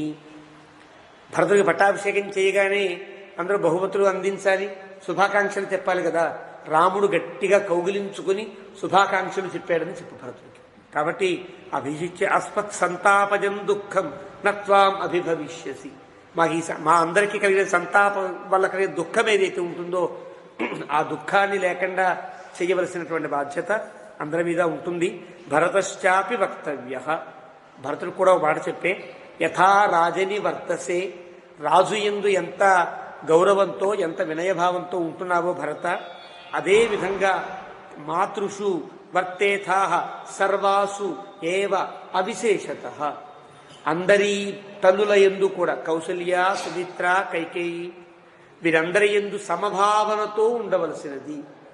కైకేయి అంటే కోపమో, కౌసల్య అంటే గౌరవమో, లేదా కౌసల్య అంటే తక్కువ భావమో, తల్లి అంటే ఎక్కువ భావమో లేకుండా అవిశేషత, ఎలాంటి తారతమ్యము లేకుండా అందరి తల్లుల్ని సమానంగా నువ్వు పాటించవలసి ఉంటుంది. యథాచ తవ కైకేయి, ఎలాగైతే నీ కన్నతల్లి కైకేయి అవుతుందో, సుమిత్రాచ విశేషత, మనందరికీ పూజనీయురాలు. సుమిత్ర అంటే అందరికీ ఇష్టం. కౌసల్యకి వెన్నంటి ఉండే సుమిత్ర అంటే కైకేయికి ఎలాంటి ఒక అగౌరవభావం లేదు. అది సుమిత్ర యొక్క గొప్పతనం, సుమిత్ర యొక్క ప్రవర్తన అట్లాంటిది. సుమిత్రని మన పెద్దలు చెప్తూ మహావైరాగ్య సంపన్నురాలు, ఒక పరివ్రాజక, సంసారంలో ఉండి సన్యాసాన్ని స్వీకరించినంత గొప్ప భావం కలిగినది అని చెప్తారు. అంత చాలా ధర్మబద్ధంగా ఉంటుంది సుమిత్ర. కాబట్టి సుమిత్రకి అందరూ ఇష్టమే, అందరికీ సుమిత్ర ఇష్టమే. కానీ సుమిత్రకి కౌసల్య అంటే ఇష్టం. అలా కౌసల్యని వెంటే ఉన్నప్పటికీ కూడా కౌసల్య అంటే కైకేయి కొంచెం చిరుకోపం కదా. అలాంటి స్థితిలో సుమిత్ర అంటే ఎలాంటి కష్టము లేకుండా ఉంది అంటే సుమిత్ర యొక్క మంచి ప్రవర్తన ఉంటుంది కదా, సత్ప్రవర్తన ఉంటుంది. కాబట్టి సుమిత్రాచ విశేషత, భరత ఎలాగైతే అందరికీ సుమిత్రామాత ఎలాగైతే అందరికీ ఇష్టురాలో, అలాగే వారిని చూసినట్టుగా నీ కన్నతల్లిని ఇష్టమైన సుమిత్రాదేవిని చూసినట్టుగానే తథైవ దేవి కౌసల్య మమ మాత విశేషత, నా తల్లిని కూడా జాగ్రత్తగా నువ్వు కనిపెట్టుకు ఉండవలసినది. తాతస్య ప్రియకామేన, తండ్రి గారి యొక్క కోరిక చేత, యవ్వరాజ్యమపేక్షత, యవరాజ్యం పొందేటువంటి నీ చేత, లోకయో ఉభయో శక్యం నిత్యదా సుఖమేదితు, ఈ రెండు లోకములకు తగినట్లుగా సుఖాన్ని పెంపొందించే విధంగా నీవు జాగ్రత్తగా ఉండుగాక అని భరతునికి తన సందేశాన్ని ఇచ్చాడు. ఇచ్చి నివర్త్యమాన రామేణ సుమంత్ర శోకకలుషిత తత్సర్వం వచనం శ్రుత్వా స్నేహాత్ కాకుత్స్థమబ్రవీత్. అంతా విన్నాడు. రాముడు చెప్పే మాటలన్నీ విన్న తర్వాత నివర్త్యమాన అంటే ఇవన్నీ చెప్పు చెప్పు అంటానంటే అర్థం ఏంటి? నువ్వు వెళ్ళు వెళ్ళు అనే కదా అర్థం. ఈయన వెళితే కదా చెప్తాడు. కాబట్టి వెళ్ళు అని చెప్పకుండా ఇవన్నీ చెప్పు, వెళ్ళి నా మాటగా చెప్పు అంటుంటే వెళ్ళిపోమని కదా. నివర్త్యమాన, తన్ని పంపించడానికే రాముడు ప్రయత్నిస్తున్నాడని తెలిసి సుమంత్ర శోకకరిషిత, తన బాధ పొందినవాడై, తత్సర్వం వచనం శ్రుత్వా, అంత జాగ్రత్తగా విని, స్నేహాత్ కాకుస్థమబ్రవీత్, చాలా స్నేహపూర్వకంగా మళ్ళీ రాముడితో ఇలా అంటున్నాడు. యదహన్నోపచారేణ బ్రూయాం స్నేహాద విక్లవ భక్తిమానితి తత్తావతు వాక్యం త్వం క్షంతుమర్హసి. నేను ఏదన్నా నీ యొక్క హోదాకి తగనట్లుగా, నిన్ను చిన్నవాడిగా అనుకుని చిన్నప్పుడు ఎత్తుకున్నవాడినే కదా, నేను లాలించిన వాడిని అయినప్పటికీ కూడా నువ్వు రాజపుత్రుడు, యువరాజు కావలసినవాడు, రాజు కావలసినవాడు. నీ పట్ల ఏదన్నా ఉపచారంగా కాకుండా అనుపచారంగా ఏదన్నా మాట్లాడి ఉంటే భక్తిమానితి తత్తావతు, నేను నీకు భక్తుడను అని గుర్తించి నన్ను క్షమించవలసినది అని అంటాడు సుమంతుడు. గోదమ్మవారు కూడా చెప్పే మాట చిత్తం శృగాలే పాశురంలో, సిరుపేర్ అజైత్తనవం సీరి ఎరుళాదే, చిన్న పేర్లతో పిలిచామని ఏం కోప్పడకే, సీరి ఎరుళాదే ఇరైవా నీతారాయ్ పరై. తర్వాత పాశురం అంటే అర్థం, చిరుపేరు అజైత్తనం, నిన్ను చిన్న చిన్నగా పిలిచామనో అగౌరవంతో పిలిచామనో ఏమాత్రం అనుకోకే. సీరి అరుళాదే అనుగ్రహించవలసినది అంటే సీరి అరుళాదే, కోపాన్ని తెచ్చుకోకుండా అనుగ్రహాన్ని చూపించవలసింది అన్నారు. ఎందువల్ల అంటే భక్తిమానితి విజ్ఞాయ, భక్తుల పట్ల భక్తులు కనుక ఉపచారం పొరపాటుగా చేసిన భగవంతుడు ఏమనుకుంటాడు? దైవశాస్త్రన్న చక్రమ అత్యంత భక్తియుక్తాన, భక్తియుక్తతో ఉన్న వాళ్ళ యొక్క పనుల్లో ముందు వెనకలైన భగవంతుడు పట్టించుకోడు కదా. కాబట్టి భక్తిమానితి విజ్ఞాయ, నీ యందు బాగా భక్తి కలిగిన వాడనని గుర్తించి, రామ త్వం క్షంతుం అర్హసి, నన్ను క్షమించవలసింది. కథం హి త్వద్విహీనోహం ప్రతియాస్యామి తాం పురి. ఇప్పుడు నేను చెప్పబోయే మాటలు కూడా క్షమించవలసింది. నేను కొన్ని మాటలు చెప్తున్నా, వారికి కూడా నీకు కష్టం కలిగితే కనుక క్షమించు. నిన్ను విడిచిపెట్టి ప్రతియాస్యామి కథం తాం పురి, నిన్ను విడిచిపెట్టి నేను ఎలా అయోధ్యకు పెడతానయ్యా? వెళ్ళలేను అయోధ్యకి. ఎందువల్ల? తవ తావద్వియోగేన పుత్ర శోకాకులామివ, ఒక కన్న కొడుకుని విడిచిపెట్టి తండ్రి వెనక్కి వెళ్ళగలరా? వెళ్ళలేడు కదా. అలాగ నిన్ను విడిచి నేను మళ్ళీ అయోధ్యకి వెళ్ళలేను. సరామవ పితావన్మే రథం దృష్ట్వా తదా జన వినారామం రథం దృష్ట్వా విదీర్యేతాపి సాపురి. నేను అయోధ్య నుంచి బయలుదేరేటప్పుడు నిన్నెక్కించుకుని రథంలో వచ్చా, నీతో కూడి రథం, సరామం అపి రథం, రాముడితో కూడి రథం ఉంది. ఇప్పుడు నేను వెళ్ళేటప్పుడు ఖాళీ రథం పెడుతుంది కదా, వెళ్ళేటప్పుడు రాముడిని తీసుకుని వెళ్ళాడు ఈ దుర్మార్గుడు, వచ్చేటప్పుడు రాముడిని తీసుకురాలేదని నన్ను తిడుతూ వాళ్ళంతా గుండెలు పగిలిన వాళ్ళై సరిపోతారు. అంటే నన్ను తిడతారని చెప్పరా, ఈ కష్టం నాకే కదా, నా వల్ల గనక నా రథాన్ని శూన్యరథాన్ని గనక చూచి వారంతా సరిపోతే ఆ తప్పు నాకే కదా ఉంటుందయ్యా. కాబట్టి నీవు లేకుండా మళ్ళీ రథంతో నేను వెనక్కి వెళ్ళను, మళ్ళీ నీతోనే రథంతో పెడతా. అంటే అర్థం 14 ఏళ్ల పాటు నీతోనే ఉండి హాయిగా నేను మన రథంలో ఎక్కించుకుని ఎక్కడి నుంచి మనం వదిలేమో రథాన్ని అక్కడి నుంచి మనం నేను ఎక్కించుకుని అయోధ్యకు పెడతా అని చెప్తున్నాడు. దైన్యం హి నగరీ గచ్చేత్ దృష్ట్వా శూన్యమిమం రథం సుతావశేషం స్వం సైన్యం హతవీరమిహామివాహవే. ఒక యుద్ధానికి వెళ్ళేటువంటి వాడు యుద్ధానికి రథం తీసుకువెళ్ళి సారథి ఆ యుద్ధంలో యోధుల్ని విడిచిపెట్టేసి రథంతో తిరిగి వచ్చేస్తే అది ఏమన్నా మర్యాద? ఏమవుతాడు ఆ యోధుడు కదా. కాబట్టి రథంతో వెళ్ళిన సారథికి బాధ్యతేమి? ఆ యోధుడు గెలిచినా గెలవకపోయినా అతనితోనే మరణమో లేదా ఇంకోటో జయమో చేయాలి తప్ప అక్కడ విడిచిపెట్టి రాకూడదు రథం. అలాగే యుద్ధానికి వెళ్ళిన సారథి ఎలాగైతే శూన్యరథంతో తిరిగి రాడో, నిన్ను ఇలా విడిచిపెట్టి నేను శూన్యరథంతో ఎలా పెడతానయ్యా, వెళ్ళను అని చెప్పాడు.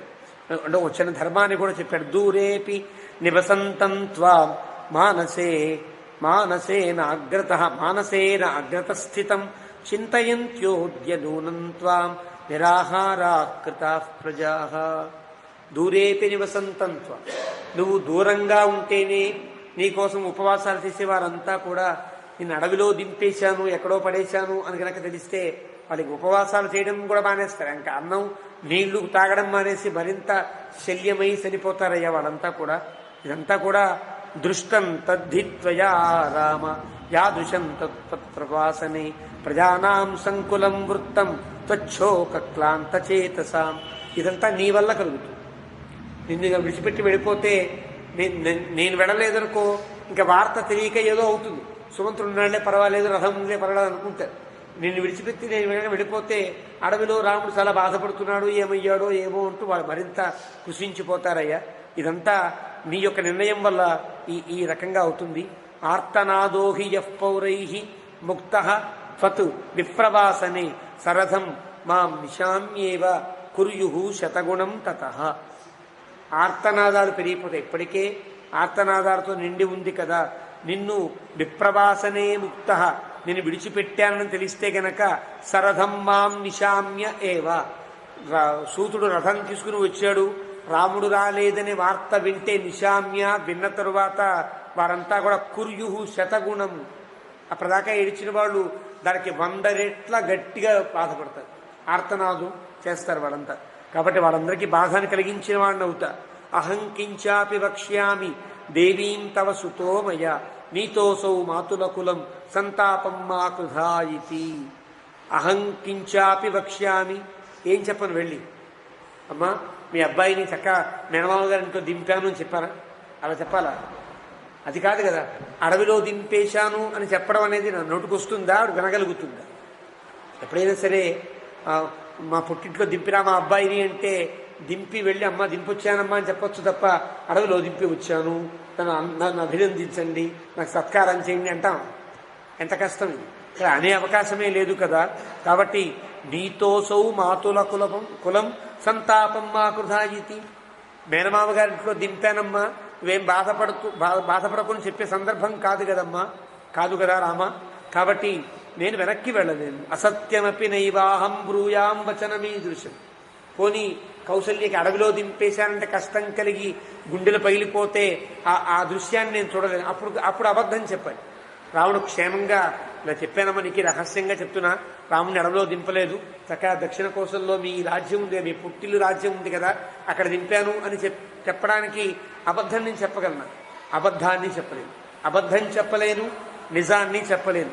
కాబట్టి కథమప్రియమేవాహం బ్రూయాం సత్యమిదం వచః. అప్రియమైన అబద్ధాన్ని చెప్పలేను, ప్రియమైనటువంటి సత్యాన్ని చెప్పలేను. ఇది నా స్థితి. కాబట్టి మమ తావన్నియోగస్థాః త్వద్బంధు జనవాహిన కథం రథం త్వయాహీనం ప్రవక్ష్యంతి హయోత్తమాః. మమ తావన్నియోగస్థాః అంటే నా చెప్పు చేతల్లో ఉండేవి గుర్రాలు కదా. గుర్రాలంటే నేను ఎలా చెప్తే అలా వినాలి. రథానికి కడితే కట్టించుకుంటాయి, విప్పేస్తే విడిపోతాయి. అలాంటి గుర్రములు కూడా త్వద్బంధు జనవాహిన, నీ బంధువులంతా ఎలా బాధపడుతున్నారో నా గుర్రాలు కూడా అలాగే బాధపడతాయి. నేను విడిచి వెళ్ళలేవు వెనక్కి. కాబట్టి తన్న శక్ష్యామి అహం గంతుం అయోధ్యాం త్వదృతే అనఘా వనవాసానుయానాయ మామనుజ్ఞాతు మర్హసి. తన్న శక్ష్యామి అహం గంతుం, అందువల్ల నేను మళ్ళీ తిరిగి అయోధ్యకు వెళ్ళడానికి నాకు ఇష్టం లేదు. కాబట్టి నీవు అనుమతిస్తే గనక వనవాస అనుయానాయ, నీతో పాటు వనవాసం చేసేటువంటి ఒక యోగ్యతను నాకు కలిగించు. నీతో పాటే నేను కూడా అడవికి వస్తాను అన్నాడు సూతుడు. ఒక సారథి కదా ఆయన, ఇతను కూడా రాముడితో అడవిలోకి వెళ్ళడానికే సిద్ధపడుతున్నాడు. అది సుమంతుడి యొక్క గొప్పతనం. యది మే యాచమానస్య త్యాగమేవ కరిష్యసి శరథోగ్నిం ప్రవేక్ష్యామి శక్తమాత్ర ఇహ త్వయా. చాలా బాగా చెప్పాడు. యది మే యాచమానస్య, నేనింత యాచిస్తున్నా కదా, ఇంత యాచిస్తున్నా కూడా నువ్వు రావడానికి వీల్లేదు, వెళ్ళిపో అని కనుక నన్ను విడిచిపెట్టేస్తే నీ కళ్ళ ముందే నా రథంతో పాటుగా అగ్ని ప్రవేశం చేస్తాను తప్ప నేను వెనక్కి వెళ్ళను. నేను సరిపోతా ఇక్కడే అగ్నిని వేల్చుకుంటాను, అగ్నిలో దూకేస్తాను, రథాన్ని కూడా అగ్నిలో పడేస్తాను. ఇక్కడ ఆనవాళ్ళు లేకుండా నేను ఇక్కడ సరిపోతాను అని చెప్పాడు. శరథోగ్నిం ప్రవేక్ష్యామి శక్త మాత్ర ఇహత్వయ, నీవు విడిచిపెట్టేస్తున్నాను అంటే చాలు అగ్నిలో దూకేస్తానయ్యా. కాబట్టి నేను అయోధ్యకి వెళ్ళను, వస్తే నీతో వస్తా, లేదా పైలోకానికి వెళ్ళిపోతా, అంతే తప్ప అయోధ్యకి వెళ్ళే అవకాశం లేదని చెప్పాడు. భవిష్యంతి వనేయాని తపో విఘ్నకరాణి తే రథేన ప్రతిబాధిష్యే తాని సత్వాని రాఘవ. నేను వస్తే నీకు ఉపకారంగా ఉంటుంది రామా. నీకు అడవిలో తపో విఘ్నకరాణి, నీ తపస్సుకి విఘ్నం కలిగించే లేదా నీ యొక్క వనవాసమునకు విఘ్నం కలిగించేవి అనేక రకాల ఇబ్బందులు ఉంటాయి. అవన్నీ కూడా రథేన ప్రతిబాధిష్యే, నా రథము చేత వాటినండి తొలగించేటట్టు చేస్తా. ఎక్కడ ప్రదేశంలో ఆపద కలిగిందనుకోండి, గబగబా రథం ఎక్కితే ఆ జంతువులకి అందకుండా వెళ్ళిపోవచ్చు కదా. అంటే ఎలాంటి విఘ్నము కలిగినా నీకు ఆ విఘ్నములతో ఇబ్బంది లేని రీతిలో నా రథాన్ని ఉపయోగించి నిన్ను దాటిస్తానయ్యా. కాబట్టి నీతో రావడం వల్ల నీకు కూడా లాభం ఉంది, నాకు ఎలాగో లాభం, నీకు కూడా నేను ఉపయోగిస్తాను. తాని సత్వాని రాఘవ, ఎలాంటి జంతువులు కూడా నిన్నేం చేయకుండా నా రథం కాపాడుతుందయ్యా నిన్ను. త్వత్కృతేన మయావాప్తం రథచర్యాకృతం సుఖం ఆశంసే త్వత్కృతేనాహం వనవాసకృతం సుఖం. ఈ రథంలో కనుక ప్రయాణం చేస్తే వనవాసం కూడా దుఃఖం లేకుండా సుఖంగా సాగిపోతుంది కదా. అందరికీ సుఖంగా ఉంటుంది, నీకు నాకు అందరికీ సుఖంగా ఉండేటట్టుగా సాగుతుంది. ప్రసీద, అనుగ్రహించవా. ఇచ్ఛామి, కోరుకుంటున్నానయ్యా. తే, నీతో పాటు అరణ్యే భవితుం ప్రత్యనంతరః, నీతో పాటే వెనకాల ఉండి నీతో పాటు అడవి యొక్క వనవాసం చేయడానికి ఇష్టపడుతున్నాను. ప్రీత్యా అభిగతం ఇచ్చామి, చాలా ఇష్టపూర్వకంగా ఏదో మాట వరుసగానో మొహమ్మాటంగా చెప్పే మాట కాదు, చాలా మానసికమైన ఇష్టంతో నేను నీతో రావాలనుకుంటున్నాను. కాబట్టి నన్ను వద్దు అని చెప్పడానికి వీల్లేదు అని చెప్పాడు సుమంతుడు. కిమే చాపి హయావీర ఎదితే వనవాసినః పరిచర్యాం కరిష్యంతి ప్రాప్స్యంతి పరమాంగతి.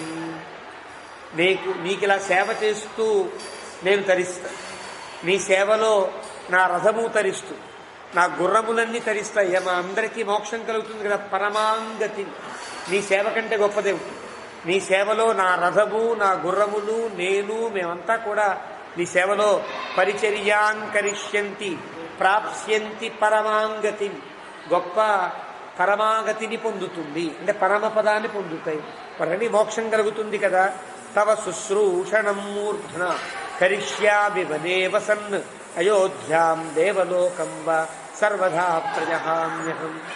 నీ సేవలో ఉంటే కనుక అయోధ్య, అది స్వర్గం ఇస్తానన్నా అక్కర్లా, అది స్వర్గము అక్కర్లా, అయోధ్య అక్కర్లా, అన్నింటినీ కూడా హాయిగా విడిచిపెట్టేస్తారు. నరకేవా నరకాంతక ప్రకామం.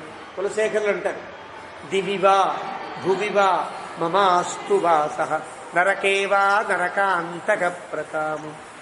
స్వర్గంలో ఉన్న, నరకంలో ఉన్న, ఈ భూలోకంలో ఉన్న నీ పాదార విందముల యందు ధ్యానం ఉంటే చాలంట. ఇక్కడ సుమంతుడు ఇది భక్తి కదా, అర్చామూర్తితో మాట్లాడే మాటలు. కానీ ఇక్కడ రాముడు విభవావతారమూర్తి. కానీ నీ యొక్క పాదార వింద సేవ ఎప్పుడు లభిస్తుంది? నీతో పాటు ఉంటే లభిస్తుంది. కాబట్టి నీతో పాటు ఉన్నప్పుడు నాకు అయోధ్య ఒకటే, స్వర్గము ఒకటే, అన్నీ విడిచిపెట్టడానికి సిద్ధంగా ఉన్నాను. కాబట్టి నహి శక్యా ప్రవేష్టుం సా మయా అయోధ్యా త్వయా విన రాజధాని మహేంద్రస్య యథా దుష్కృత కర్మణ. నిన్ను విడిచి నేను అయోధ్యలో ప్రవేశించడానికి తగను, నేను వెళ్ళను అని చెప్పట్ల, తగను. ఎందువల్ల? ఒక పాపపు పని చేసిన వాడికి గనక ఎలా అయితే స్వర్గలోకంలోకి అనుమతి ఉండదో, దుష్కృత కర్మణ, తప్పు చేసిన వాడికి స్వర్గంలో ఎలాగైతే ఆ అవకాశం, ప్రవేశార్హత ఉండదో, నాకు అయోధ్యలో వెళ్ళే అర్హత లేదు. ఎందువల్ల? నీ పట్ల తప్పు చేసిన వాడిని అవుతా. నేను అడవిలోకి దింపేస్తే అడవిలో జంతువులకి నిన్ను వదిలిపెట్టి హాయిగా నేను వెళ్ళిపోగలనా? కానీ తప్పు చేసిన వాడిని అవుతాను. కాబట్టి నాకు అయోధ్యలో వెళ్ళే అర్హత నాకు లేదు. వెళ్ళను కాదు, అర్హత నాకు లేదు అంటే ధర్మాన్ని కాస్త మార్చి చెప్పాడు. వెళ్ళను అంటే తన యొక్క ఇష్టం, నాకు అర్హతే లేదయ్యా, వెళ్ళే అర్హత కూడా లేదయ్యా అని చెప్పి, వనవాసే క్షయం ప్రాప్తే మమైషహి మనోరథ యదనేన రథేనైవ త్వాం వహేయం పురీం పునః. హాయిగా వనవాసాన్ని పూర్తి చేద్దాం, నేను మళ్ళీ రథంలో ఎక్కించుకుంటా, నా రథము నిండుతుంది, నా మనోరథము నిండుతుంది. మనోరథ మమైషహి మనోరథ, నా మనోరథము నెరవేరుతుందయ్యా. హాయిగా నిన్ను 14 ఏళ్ల తర్వాత మళ్ళీ రథాన్ని ఎక్కించుకుని అడవికి వెళ్ళేటట్లుగా నన్ను అనుగ్రహించవా రామా అని అడిగాడు సుమంతుడు. అంతా విన్నాడు. 14 వర్షాణి సహితస్య త్వయా వనే క్షణభూతాని యాస్యంతి శతసంఖ్యాన్యతోన్యథ. నీతో ఉంటే అది 100 ఏళ్ళైనా హాయిగా క్షణకాలంలో గడిచిపోతాయి. కాబట్టి ఏమి ఇబ్బంది లేదు. భృత్యులందరినీ చాలా ప్రేమగా చూసుకునేవాడివి కదా నువ్వు. భృత్యవత్సల, నీకు నీ సేవకులంటే చాలా వాత్సల్యం ఎక్కువ. అంటే హాయిగా నన్ను చూసుకుంటావు. నీ ప్రేమ చాలా నాకు. 100 ఏళ్ళైనా అడవిలో గడిపేస్తానయ్యా. తిష్టంతం భర్తృపుత్ర గతే పథి భక్తం భృత్యం స్థితం స్థిత్యాం త్వం నమాం హాతుమర్హసి. నీకు భక్తులంటే చాలా ఇష్టం, భృత్యులన్నా చాలా ఇష్టం. కాబట్టి నేను నీకు భృత్యుణ్ణి భక్తుణ్ణి కూడా. భృత్యం భక్తం, నీ ఎందుకు ప్రీతి కలిగిన వాడిని. కాబట్టి నన్ను విడిచిపెట్టడానికి వీలు లేదు రామా. ఎలాగైతే లక్ష్మణస్వామిని విడిచిపెట్టలే కదా, ఎందువల్ల విడిచిపెట్టలే? ఇష్టమైన వాళ్ళు, భక్తులైన వాళ్ళని కదా వాడితో విడిచిపెట్టలే. కానీ నేను అంతే, భక్తం భృత్యం, నేను భక్తుండే, నేను నీకు సేవకుండే అవుతాను. కాబట్టి విడిచిపెట్టడానికి వీలు లేదు అంటూ ఏవం బహువిధం దీనం యాచమానం పునఃపునః. పునఃపునః అంటే మళ్ళీ మళ్ళీ, ఏదో మనసులో ఒకసారి ఏదో ఒక మొహమాటం కొద్దీ పాఠం సెమిడిగా చదవడం కాదు, ఆయన మనస్సులో ఉండే మాటలు చెప్తున్నాడు. నేను విడిచి నేను ఉండనయ్యా. కాబట్టి చెప్పి పునఃపునః రామో భృత్యా అనుకంపీతు సుమంత్రమిదమబ్రవీత్. సుమంత్ర మీద అనుకంప కలిగిన రాముడు భృత్యానుకంపి, ఆ భృత్యుని మీద చాలా అనుకంపతో రాముడు ఇలా మాట్లాడుతున్నాడు. జానామి పరమాం భక్తిం మయితే భర్తృవత్సల శృణుచాపి యదర్థం త్వాం ప్రేషయామి పురీమితః. నీ యొక్క పరమభక్తి నాకు తెలుసు సుమంత్ర. నీవెంత గొప్ప సేవకునివో, ఎంత గొప్ప భక్తుడివో, ఎంత గొప్ప వాత్సల్యం కలిగిన వాడివో నాకు తెలుసు. కాబట్టి మయితే భర్తృవత్సల, మా తండ్రి గారి యందు నీకుండే వాత్సల్యము నాకు తెలుసు. నా యందు నువ్వు చాలా ప్రేమ కలిగిన వాడి, మా తండ్రి యందు కూడా గొప్ప వాత్సల్యం కలిగిన వాడు. కర్షును చాపి యదర్థంత్వ, నేనెందుకు నిన్ను వెళ్ళమంటున్నానో నా అభిప్రాయం కూడా కాస్త వినవా. నిన్ను వెళ్ళబడడానికి చాలా కారణాలున్నాయి, రాజకీయాలైన కారణాలు చాలా ఉన్నాయ్యా. అవన్నీ నేను చెప్తాను. అవన్నీ చెప్పడం దేనికి లేని ఇప్పటిదాకా చెప్పలా. నీ యొక్క ఈ అనుకంప చూచిన తర్వాత, వస్తాను అనేటువంటి నీ యొక్క పట్టుదల చూసిన తర్వాత అనుకంపతో చెబుతున్నా. కొన్ని కారణాలు కూడా ఉన్నాయి. ఏమని? నగరీం త్వాం గతం దృష్ట్వా జననీ మే యవీయసి కైకేయీ ప్రత్యయం గచ్చేతు ఇతి రామో వనంగత. మొట్టమొదటి కారణం, నీవు కనుక నన్ను విడిచి అడవిని విడిచి కనుక నీవు అయోధ్యకు వెళితే కైకేయి చూచి అమ్మయ్య సుమంత్రుడు చెప్పిన మాట విని అడవిలో విడిచిపెట్టాడు అనే విశ్వాసం ఆవిడికి కలగాలి ముందు కదా.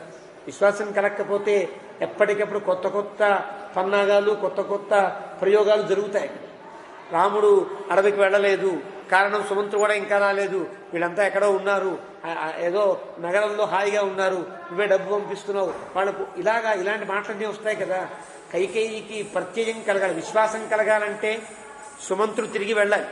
వెళితేనే రామో వనం గచ్చేత్ రామో వనం గతః ఇది ప్రత్యయం గచ్చేత్. రాముడు అడవికి వెళ్ళాడు అనే ప్రత్యయం, విశ్వాసం కైకేయికి కలుగుతుంది. ఎప్పుడు? నీవు వెళితేనే కలుగుతుంది, వెళ్ళకపోతే కలగదు. కానీ ఖచ్చితంగా నువ్వు వెళ్ళాలి, ఇదొక కారణం. రెండవది, పరితుష్టాహి సాదేవి వనవాసంగతేమయి రాజానన్నాతిశంకేత మిథ్యావాదీతి ధార్మికం.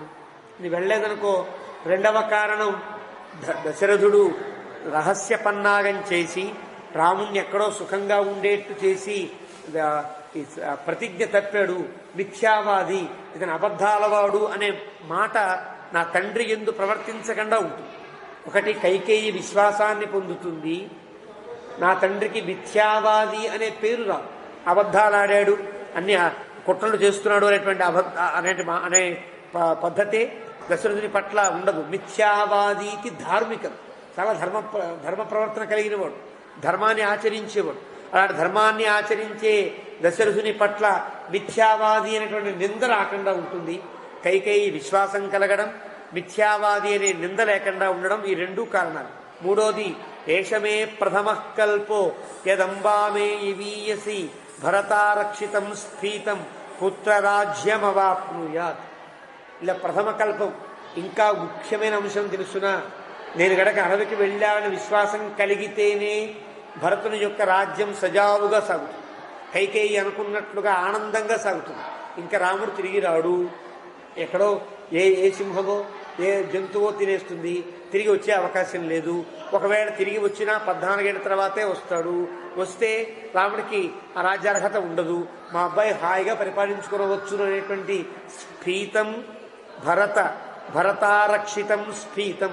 14 ఏళ్ళు పరిపాలిస్తే భరతుడు మంచివాడు కదా, బాగా పరిపాలిస్తాడు. భరతుడు పరిపాలించిన తర్వాత ఇంకా రాముడు వచ్చినా, రామ అక్కర్లేదే మీ తమ్ముడు బాగా పరిపాలిస్తున్నాడు, నువ్వు హాయిగా మామూలుగా రెస్ట్ తీసుకో అంటారు ప్రజలు. ఎందువల్ల? అంతకంటే బాగా పరిపాలిస్తున్నాడు కదా. కాబట్టి ఈ సమయంలో భరతుని యొక్క రాజ్యము స్థిరపడుతుంది, భరతునికి ఎలాంటి ఆటంకం లేకుండా రాజ్యం సాగుతుంది. కాబట్టి నీవు వెళ్ళి తీరాలి.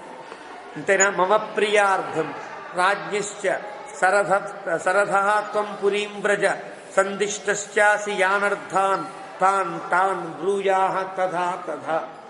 కాబట్టి ఈ మూడు కారణాలు, కైకేయికి విశ్వాసం కలగడం, తండ్రి గారికి మిథ్యావాది అనే నింద తప్పడం, భరతుని యొక్క రాజ్యం సజావుగా సాగడం, ఈ మూడు కావాలంటే నీవు తిరిగి వెళ్ళక తప్పదు.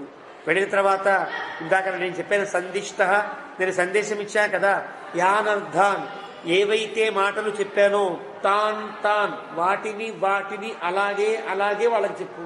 తథా తథా, యాన్ తాన్ తథా అంటే అర్థం, నేను ఎవరికి ఏ మాటలు చెప్పమని నీకు చెప్పానో వాటిని వారికి అప్పుడప్పుడు జాగ్రత్తగా చెప్పేసి అని చెప్పాడు రాము.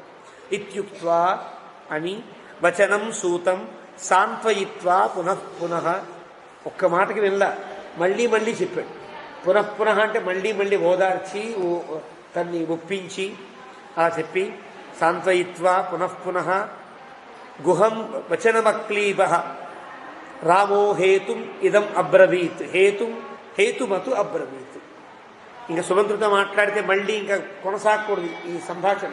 సుమంత్రుతో మాట్లాడడం ఆపేసి సాంతయిత్వా పునః గుహం వచనమక్లీబ, గుహుడికి స్త్రీ అని, అక్లీబ ఏమాత్రం బలహీనత లేని గుండె కలిగిన వాడై, అంటే కొంచెం సుమంతుని యొక్క మాటలు చూసిన తర్వాత అయినా కొంచెం కరిగిపోయి నేను వచ్చేస్తాను, నువ్వు కూడా నాతో పాటు వచ్చి ఎక్కడో అరణ్యంలో కాకుండా ఆ నగరంలో గడిపేద్దాం అనేటువంటి బేలతనం రాముడికి కలగల. అక్లీబ అంటే అర్థం ఎలాంటి బేలతనము పొందనివాడై రాముడు, హేతుమత్తు, అంటే హేతువులు నిండినటువంటి ఒక వాక్యాన్ని చెప్తున్నాడు. అంటే చాలా ఒక ఏమంటారు తన యొక్క వనవాసమునకు పరిపూర్తిని సూచించేటట్టుగా మాట్లాడుతున్నాడు. ఏం మాట్లాడాడంటే నేదానీ గుహ యోగ్యోయం వాసో మే సజనేవని. గుహ ఇంకా మనుషులు ఉండే ప్రాంతంలో నేను ఉండకూడదు. కాబట్టి ఇక్కడ నీ జనపదంలో ఉన్నా కదా, నీ రాజ్యంలో నేనున్నాను, ఇంకా క్షణం కూడా ఇక్కడ ఉండడానికి వీలు, నేను అడవిలోకి వెళ్ళిపోవాలి. ఇక్కడి నుంచి బయలుదేరి అడవిలోకి వెళ్ళాలి తప్ప నగరాల్లో ఉండడానికి వీల్లేదు. నగరంలో ఉంటున్న కొద్దీ నగరంలోనే ఉండిపోదామనేటువంటి ఆశ కలిగినా తప్పే కదా, ఇలాంటి కలగకూడదు. కాబట్టి నేదానీ గుహ యోగ్య అయం వాస సజనే వనే మే, నాకు ఇక్కడ ఉండడానికి వీల్లేదు. అవశ్యం హి ఆశ్రమే వాస, అడవిలోకి వెళ్ళి ఏదైనా ఒక ఆశ్రమాన్ని కట్టుకుని అక్కడే ఉండాలి తప్ప ఇక్కడ ఉండడానికి వీల్లేదు. కర్తవ్య త్వద్గతో విధి. కాబట్టి మళ్ళీ రాజ్యం మీద ఒక ఆలోచన కానీ, నన్ను రాజ్యాన్ని తీసుకువెళ్ళాలనే ఆలోచన కానీ ఎవరికీ రాకుండా ఉండాలంటే నేను పూర్తిగా తాపసిగా మారిపోవాలి. తాపసిగా మారాలంటే ఏం చేయాలి? ఇప్పటిదాకా అందంగా దూకున్నటువంటి గింగిరాల జుట్లు ఉంటాయి, ఉంగరాల జుట్లు, చక్కగా అందంగా రాజకుమారులు కదా వాళ్ళు. కాబట్టి ఈ జుట్టు ఇలా ఉండడానికి వీల్లేదు, ఈ బట్టలు ఇలా ఉండడానికి వీల్లేదు, నేను ఇలాగా ఏదో ఒక అలంకారంతో ఉండడానికి వీల్లేదు. కాబట్టి జటాహ కృత్వ సోహం గృహీత్వా నియమం తపస్వి జనభూషణం హితకామ పితుర్భూయ సీతాయా లక్ష్మణస్య చ. ఇంకా వాళ్ళకి విశ్వాసం కలిగించాలంటే నేను తపస్వి జనులు పాటించే విధానాన్ని పాటించాలి. తపస్వి జనులు దేన్నైతే అలంకారంగా వేసుకుంటారో ఆ అలంకారాలు ధరించాలి తప్ప ఈ అలంకారాలు నాకు ఉండకూడదని జుట్టు అందంగా ఉండే జుట్టుని ముడి వేసుకోవాలి, అవి జటాజూటాలుగా కట్టుకోవాలి. అంటే నిగ్రోధ క్షీరమానయ్య, మరిపాలు పట్రా అని పంపిస్తాడు. కాబట్టి జటాహ కృత్వా గమిష్యామి, జడలు కట్టుకుని మహర్షులు ఎలాగైతే జుట్టు అందంగా లేకుండా బొద్దుబారి జడలంటే మీకు తెలుస్తుంది, ఏదైనా జుట్టు తగిలితే జుట్టంతా దగ్గరికి అయిపోయి అట్టకట్టినట్టు అయిపోతుందే, అలాంటి జుట్టు కలిగిన వాడిని కావాలి. కాబట్టి నిగ్రోధ క్షీరం, మర్రిపాలు ఉంటాయి, మర్రిపాలు రాసుకుంటారు మహర్షులంతా కూడా. అంటే దేని మీద వ్యామోహం ఉండకూడదని, జుట్టంతా కూడా వ్యామోహాన్ని కలిగిస్తుందేమో అని. ఎలాగా మామూలుగా అయితే క్షవరం చేసుకుంటారు, నెలకొకసారు 15 రోజులకొకసారు. తపస్సు చేసేవాళ్ళు తపస్సులో ఉండి జటాజుటాలు పెరిగిపోతూ ఉంటాయి కదా, కాబట్టి ఇలా ఉండడానికి వీల్లేదు. ఇది కూడా కర్కశంగా ఉండాలి, సున్నితంగా ఉండడానికి వీల్లేదు. సున్నితమైనటువంటి ముంగురులు కనుక తపస్సు చేస్తూ మొహం మీద పడుతూ ఉంటే సుఖంగా అనిపిస్తుంది గాలికి. ఆ సుఖంగా అనిపిస్తే మళ్ళీ సుఖాలు గుర్తొస్తాయి, మళ్ళీ భార్యలు గుర్తొస్తాయి, మళ్ళీ ఇళ్ళకి వెళ్ళాలనిపిస్తుంది. కాబట్టి ఈ ఇష్టాలేం కలగకుండా ఉండాలంటే జుట్టు కూడా భయంకరంగా బరువైపోవాలి. తల మీద ఉండే జుట్టంతా బరువుగా ఉంటుంది. కానీ నిగ్రోధ క్షీరమానయ, మరిపాలు పట్టురా. కాబట్టి తత్ క్షీరం రాజపుత్రాయ గుహ క్షిప్రం ఉపాహరతు. అప్పుడేదో చెప్పాడో మూడు గబగబా తన సేవకులను పంపించాడు. ఆ నిగ్రోధ క్షీరాన్ని తెచ్చారు, సిద్ధపెట్టారు, పెట్టి రాముడికి అందించారు. లక్ష్మణస్య ఆత్మనశ్చైవ రామ తేన అకరోతు జటా దీర్ఘబాహు నరవ్యాఘ్ర జటిలత్వమధారయత్. తాను లక్ష్మణుడు కూడా ఆ మరిపాలంతా రాసుకున్నారు, జడలు కట్టుకున్నారు. దీర్ఘబాహువు నరవ్యాఘ్రుడు అనేటువంటి రామచంద్ర ప్రభువు జటిలత్వమధారయతు. దీర్ఘబాహు అంటే అర్థం దేనికి అన్వయం? గొప్ప పరిపాలకుడు అనడానికి అన్వయం. పృథుభక్షాహ అంటే అన్వయం మహాపురుషుడు అనడానికి లక్షణం. పద్మపలాశాక్ష అంటే అర్థం భగవంతుడు అనడానికి గుర్తు. ఒక్కొక్క ఉపమానానికి ఒక్కొక్క సంకేతం ఉంటుంది. ఇక్కడ మహాబాహు అంటే గొప్ప రాజ్యాన్ని పరిపాలించవలసినటువంటి రాజు అయినటువంటి రాముడు అని అర్థం. నరవ్యాఘ్ర పురుషోత్తముడైనటువంటి రాముడు. అలా జటిలత్వమధారయతు అంటే జడలు కట్టుకుని ఒక మహర్షిలా మారాడు. తౌ తదా చీరవసనౌ జటామండలధారిణౌ అశోభేతాం ఋషిసమౌ భ్రాతరౌ రామలక్ష్మణౌ. ఆ విధంగా బట్టలు కట్టుకున్నారు వీళ్ళు, నారబట్టలు కట్టారు. క్షీరవసనౌ నారబట్టలు కదా. జటామండలధారిణౌ జడలు కట్టుకుపోయి ఉన్నాయి. అశోభేతాం ఋషిసమౌ మహర్షుల్లా ప్రకాశించారు రామలక్ష్మణుడు కూడా. తథో వైఖాన సమ్మార్గం ఆస్థిత సహ లక్ష్మణ వ్రతమాదిష్టవాన్ రామ సఖాయం గుహమబ్రవీత్. రాముడు వైఖానస ధర్మాన్ని పాటించాడు. వైఖానస ధర్మం అంటే ఈనాటి వైఖానసుల ధర్మం కాదు. వైఖానస ధర్మం అంటే అర్థం వానప్రస్థం కాదు అని అర్థం. వానప్రస్థాన్ని కనుక రాముడు పాటిస్తే మళ్ళీ భార్యాబిడ్డలతో సుఖంగా ఉండే అవకాశం రాముడికి ఉండదు. మళ్ళీ గృహానికి తిరిగి రాకూడదు. వానప్రస్థంగా ఉండే నియమం, ప్రధాన నియమం ఏమిటంటే అయోధ్యని విడిచి రాజులు ఎవరైనా సరే వానప్రస్థాన్ని చెయ్యాలి అంటే ఎప్పుడు చెయ్యాలి? మనవళ్ళు పుట్టిన తర్వాత చెయ్యాలి. తన సంతానానికి సంతానం కలిగిన తరువాత ఆ సంతానాన్ని చూచి పశ్యసి పుత్రం పశ్యసి పౌత్రం అని కదా, ఆ పౌత్రుణ్ణి చూచిన తర్వాత వీళ్ళు వానప్రస్థం చేయవచ్చు. వెళ్ళిన వాళ్ళు వానప్రస్థం చేస్తే అడవిలోనే ఉండాలి. వానస్థం కాదు, వానప్రస్థం అని అంటారు. అంటే అడవికి వెళ్ళిన వాళ్ళు మళ్ళీ తిరిగి అయోధ్యకి రాకుండా ఉండేటట్టుగా వెళితే అది వానప్రస్థం. ఇప్పుడు రాముడు రా కాదు కదా వెళ్ళింది, మళ్ళీ అడవికి మళ్ళీ అయోధ్యకి తిరిగి రావాలి, మళ్ళీ సంతానాన్ని కనాలి. కానీ మళ్ళీ సీతమ్మతో పాటు కాపురంలో ఉండాలి, సంతానాన్ని కనాలి, రాజ్యాన్ని పెంచాలి, ఇవన్నీ ఉంటాయి. కాబట్టి వానప్రస్థాన్ని స్వీకరించడానికి వీల్లేదు. ఇప్పుడు ఏ ధర్మాన్ని పాటించాలి అంటే వైఖానసం ధర్మం. వైఖానసం అంటే విఖనో మహర్షులు కొందరు, లేదా కేవలం ధర్మాన్ని పాటించడం కోసం ఒక నియతమైన కాలాన్ని పెట్టుకుని 40 రోజులు దీక్ష చేస్తాము అనుకుంటున్నారు ఈ రోజుల్లో. అలాగా కొన్ని రోజులు దీక్షను నియమించుకుని నియతమైనటువంటి దినములు కలిగినటువంటి వ్రతాన్ని ఆచరించే వాడిని వైఖానసులు అని అంటారు. 10 ఏళ్ల పాటు నేను ఏది ముట్టుకోను, 10 ఏళ్ల పాటు ఇలా ఉంటాను, 10 ఏళ్ల పాటు ఇక్కడే ఉంటాను, అలా నియమాన్ని పెట్టుకున్న వాళ్ళని వైఖానస ధర్మం అని అంటారు. ఈనాటి వైఖానస ధర్మం కాదది. వైఖానస ధర్మం అంటే అది వానప్రస్థానికి గార్హస్థ్యానికి మధ్యలో స్వతంత్ర పూర్వకంగా వాళ్ళు వేసుకునేటువంటి ఒక వ్రత దీక్ష. ఈ రోజుల్లో కూడా రకరకాల దీక్షలు ఉన్నాయి. రామదీక్ష, నృసింహ దీక్ష, అయ్యప్ప దీక్ష దీక్షలన్నీ ఉన్నాయి కదా. ఆ రోజుల్లో వాళ్ళు ఎలాగే జాగ్రత్తగా ఉంటారో వీళ్ళు ఎన్నాళ్ళైతే అనుకుంటారో అన్నాళ్ళు కూడా ఈ ధర్మాన్ని పాటిస్తారు. దాన్ని వైఖానస మార్గం అని అంటారు. అలా వైఖానసం మార్గం ఆస్థిత సహ లక్ష్మణ వ్రతమాదిష్టవాన్ రామ సఖాయం గృహమబ్రవీత్. అలా గుహుడితో అన్నాడు అని రామ సఖాయం గుహమబ్రవీత్. గుహుడితో అంటున్నాడు అప్రమత్తో బలే కోశే దుర్గే జనపదే తథా భవేథా గుహరాజ్యం హి దురారక్ష్యతమం మతం. మళ్ళీ ఎట్టి పరిస్థితుల్లో గుహుడు రాముని మీద ఉండే ప్రేమ కొద్దీ భరతునికి వ్యతిరేకం కాకు కదా. భరతుడెంతో తానంతే, తానెంతో భరతుడంత. కాబట్టి గుహుడు ఏదన్నా ఇంత అపకారం రాముడికి చేశాడా భరతుడని భరతుని మీద దండెత్తి భరతుని యొక్క రాజ్యంలో కల్లోలం కలిగించేటట్టుగా ఉండకూడదు. కాబట్టి గుహుడికి కూడా చాలా గొప్పగా పరోక్ష సందేశాన్ని అందిస్తున్నాడు. జాగ్రత్తగా ఉండు గుహ, జాగ్రత్త. అప్రమత్తో బలే కోశే దుర్గే జనపదే తథా. నా అయోధ్య దుర్గము కానీ, నా అయోధ్య బలము కానీ, నా అయోధ్య కోశము కానీ, నా అయోధ్య జనపదులకు కానీ ఎలాంటి ఇబ్బంది లేకుండా చూసుకో గుహ అన్నాడు. అర్థం ఏమిటి? నువ్వు కూడా అనుకూలంగా ఉండు అని హెచ్చరించినట్టు లెక్క. హెచ్చరించినా అనుకోవచ్చు, ప్రేమతో చెప్పినా అనుకోవచ్చు.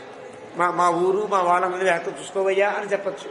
గుహుడిలో ఎలాంటి ఇంకొక ఆలోచన కలగనివ్వకుండా ఇది రాముడి ఆజ్ఞ పాటించకపోతే ఎట్లా అనిపించేటట్టుగా చెప్పాడు. అందుకనే వరుసగా 4 అంశాలు చెప్పాడు. బలే కోశే దుర్గే జనపదే తదా. రాజ్యానికి ఉండే చతురంగ బలం అంటే రాజు యుద్ధానికి వెళ్ళేటప్పుడు ఉండే చతురంగ బలం వేరు, రాజధర్మాల్లో ఉండే చాతురు వ్యవస్థ వేరు. 4 బలము సైన్య వ్యవస్థ, దుర్గము ఆ ప్రాంతాన్ని రక్షించే వ్యవస్థ, కోశము ప్రజలకి జాగ్రత్తగా ఇబ్బంది లేకుండా ఉండే ఆర్థిక పరిపుష్టి, జనపదం ప్రజలకు ఉండే సౌకర్యాలు. ఈ 4 రాజ్యానికి ఉండవలసింది. ప్రజలంతా సౌకర్యంగా ఉండేటట్టు చూసుకోవాలి. వాళ్ళకి కావలసినట్టు ఆ కోశాగారం అంతా నిండి ఉండాలి. ఎలాంటి దుర్గం అంటే శత్రువులు జయించడానికి వీలు కాని రీతిలో రక్షణ కవచం ఏర్పడాలి, బలం బాగుండాలి. ఈ 4 జాగ్రత్తగా ఉండేటట్టు నువ్వు చూసుకుంటే ఈయనంత అయోధ్య ఎంత. గుహుడు ఇంతవాడు కదా. కానీ గుహుడికి చెప్పడంలో తాత్పర్యం జాగ్రత్తగా ఉండు అంటే నేనెలాగో నా భరతుడు అలాగే, నువ్వు ఎలాంటి ఇబ్బంది పెట్టడానికి వీల్లేదు సుమా అని చెప్పాడా అనిపిస్తుంది అని అంటారు పెద్దలు. కాబట్టి అలా చెప్పాడు రాముడు. రాముడికి ఉండే గొప్పతనం గుహుడికి కష్టం కలగకుండా, ఎలాంటి ఉపద్రవం రానియకుండా మాట్లాడగలిగేటువంటి నేర్పు కలిగిన వాడు రాముడు. అలా మాట్లాడిన తర్వాత తతస్థం సమనుజ్ఞాయ గుహం ఇక్ష్వాకునందన జగామ తూర్ణవ వ్యగ్రహ సభార్య సహ లక్ష్మణ. ఇంకా ఇక్కడ ఉండడానికి వీల్లేదనుకున్నాడు. గుహుణ్ణి జాగ్రత్త వెళ్ళిరా అన్నాడు. ఇక సుమంత్రుడితో మాట్లాడడంలా, ఇక సుమంత్రుడితో చెప్పేశాడు. మళ్ళీ సుమంత్రుడు సార్ సార్ ప్లీజ్ సార్ అంటున్నా పట్టించుకోని రీతిలో ఈ పక్కకి తిరిగేశాడు. ఇక సుమంత్రుడితో మాట్లాడే అవకాశాన్ని ఇవ్వట్లా. గుహ జాగ్రత్తగా ఉండు, నువ్వు కూడా జాగ్రత్తగా వెళ్ళిపో, ఇంటికి వెళ్ళిపో, నేను నా భార్య నా తమ్ముడు కలిసి ఇక తూర్ణంగమిష్యామ, గబగబా వెళ్ళిపోతాం, ఇంకా ఉండవు ఇక్కడి నుంచి.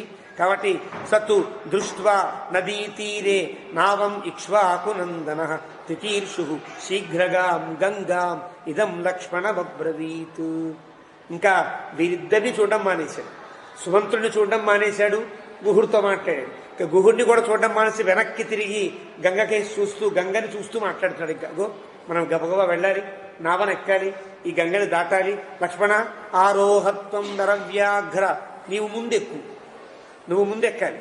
ఎక్కి స్థితాం నావం ఇమాం శనై, ఎక్కినప్పుడు ఆ పడవ ఎట్లా ఉందో దాని బ్యాలెన్స్ స్థితి ఉంటుందే జాగ్రత్త గమనించు. గమనించిన తర్వాత సీతాంచ ఆరోపయ అన్వక్షం పరిగృహ్య మనస్విని. ఇక్కడ చాలా తమాషాగా వ్యాఖ్యానం చేస్తారు పెద్దవాడు. సీతమ్మ చెయ్యి పట్టుకుని జాగ్రత్తగా ఎక్కించు అంటాడు రాముడు. లక్ష్మణస్వామి రాముడు సమాన వయస్సు.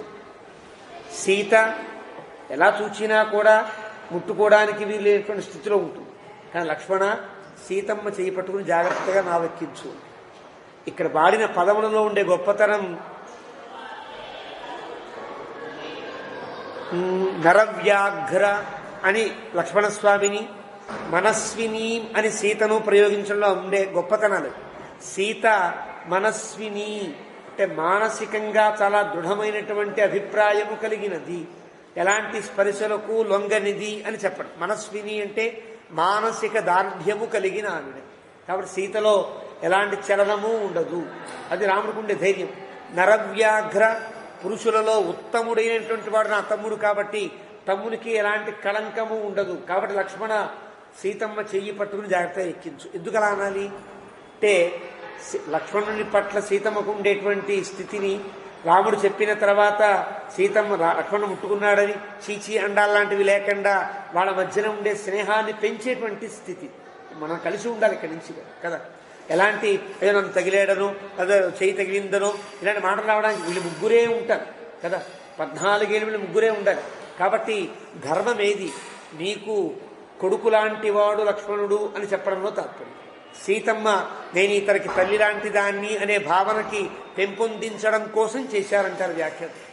సీతా లక్ష్మణుల్లో తల్లి కుమారుల భావాన్ని పెంపొందించాలి. రాముడికి తర్వాత ఘట్టం తెలుసు. అరణ్యకాండలో సీతమ్మ మాట్లాడే మాటల్ని ముందే ఊహించాడా అనిపించేటట్టుగా ఇక్కడ జాగ్రత్త. నీ కన్న కొడుకు లాంటి వాడు, కొడుకు ఎలాగైతే తల్లిని ఎక్కిస్తాడో అలా ఎక్కిస్తాడు సీత అని ముందుగా ఓ సూచన చేసినట్లుగా జాగ్రత్తగా ఎక్కించు అన్నాడు. సభ్రాతు శాసనం శృత్వ, ఇది శాసనంగా చెప్పాడు. మామూలుగా మాటల కథనయ్యా నేను ముందెక్కుతాను, నువ్వు ముందెక్కు, నేను వెనకాల ఇవన్నీ మోసుకొస్తాను అని మొహమ్మాటంగా లక్ష్మణస్వామి తప్పించుకోవచ్చు కదా. అలా కదనయ్యా, నువ్వే ముందెక్కు, నేను సామాన్లు మోసుకురావాలి కదా, నేను వెనకాల ఉంటా, నువ్వు సీతమ్మ ఎక్కండి, వెనకాల నేను ఎక్కుతాను అని చెప్తాడేమో. కాదు, శాసనం. రాముడు శాసించాడు, ఇలా ఉండు. సీతమ్మ చెయ్యి పట్టుకుని పరిగృహ్య మనస్విని ఆరోహ, ఎక్కించు. ఆరోప్య మైథిలి, ఆరోపయ అన్వక్షం, అన్వక్షం చాలా జాగ్రత్తగా, అన్వక్షం ఆరోపయ జాగ్రత్తగా ఎక్కించు అని చెప్పాడు. అలాంటి అన్నగారి యొక్క ఆజ్ఞని శాసనంగా భావించిన లక్ష్మణస్వామి సర్వం అప్రతికూలయన్, అనుకూలయన్, ప్రతికూలయన్, అప్రతికూలయన్. అనుకూలం అంటే అనుసరించి చేయుట, ప్రతికూలం అంటే విరుద్ధముగా చేయుట, అప్రతికూలం అంటే ఎప్పటికీ కూడా ప్రతికూలము కాని రీతిలో చేయుట. అంటే రాముడు ఎలా చెప్పాడో, ఏ భావంతో చెప్పాడో ఆ భావాన్ని మనసులో ఉంచుకుని తాను జాగ్రత్తగా సీతమ్మని ముట్టుకున్నప్పుడు ఎలాంటి వికారము పొందకుండా సీతమ్మని ఎక్కించాడు అని అర్థం అని పెద్దలు వ్యాఖ్యానంలో తెలియజేస్తారు మనకి.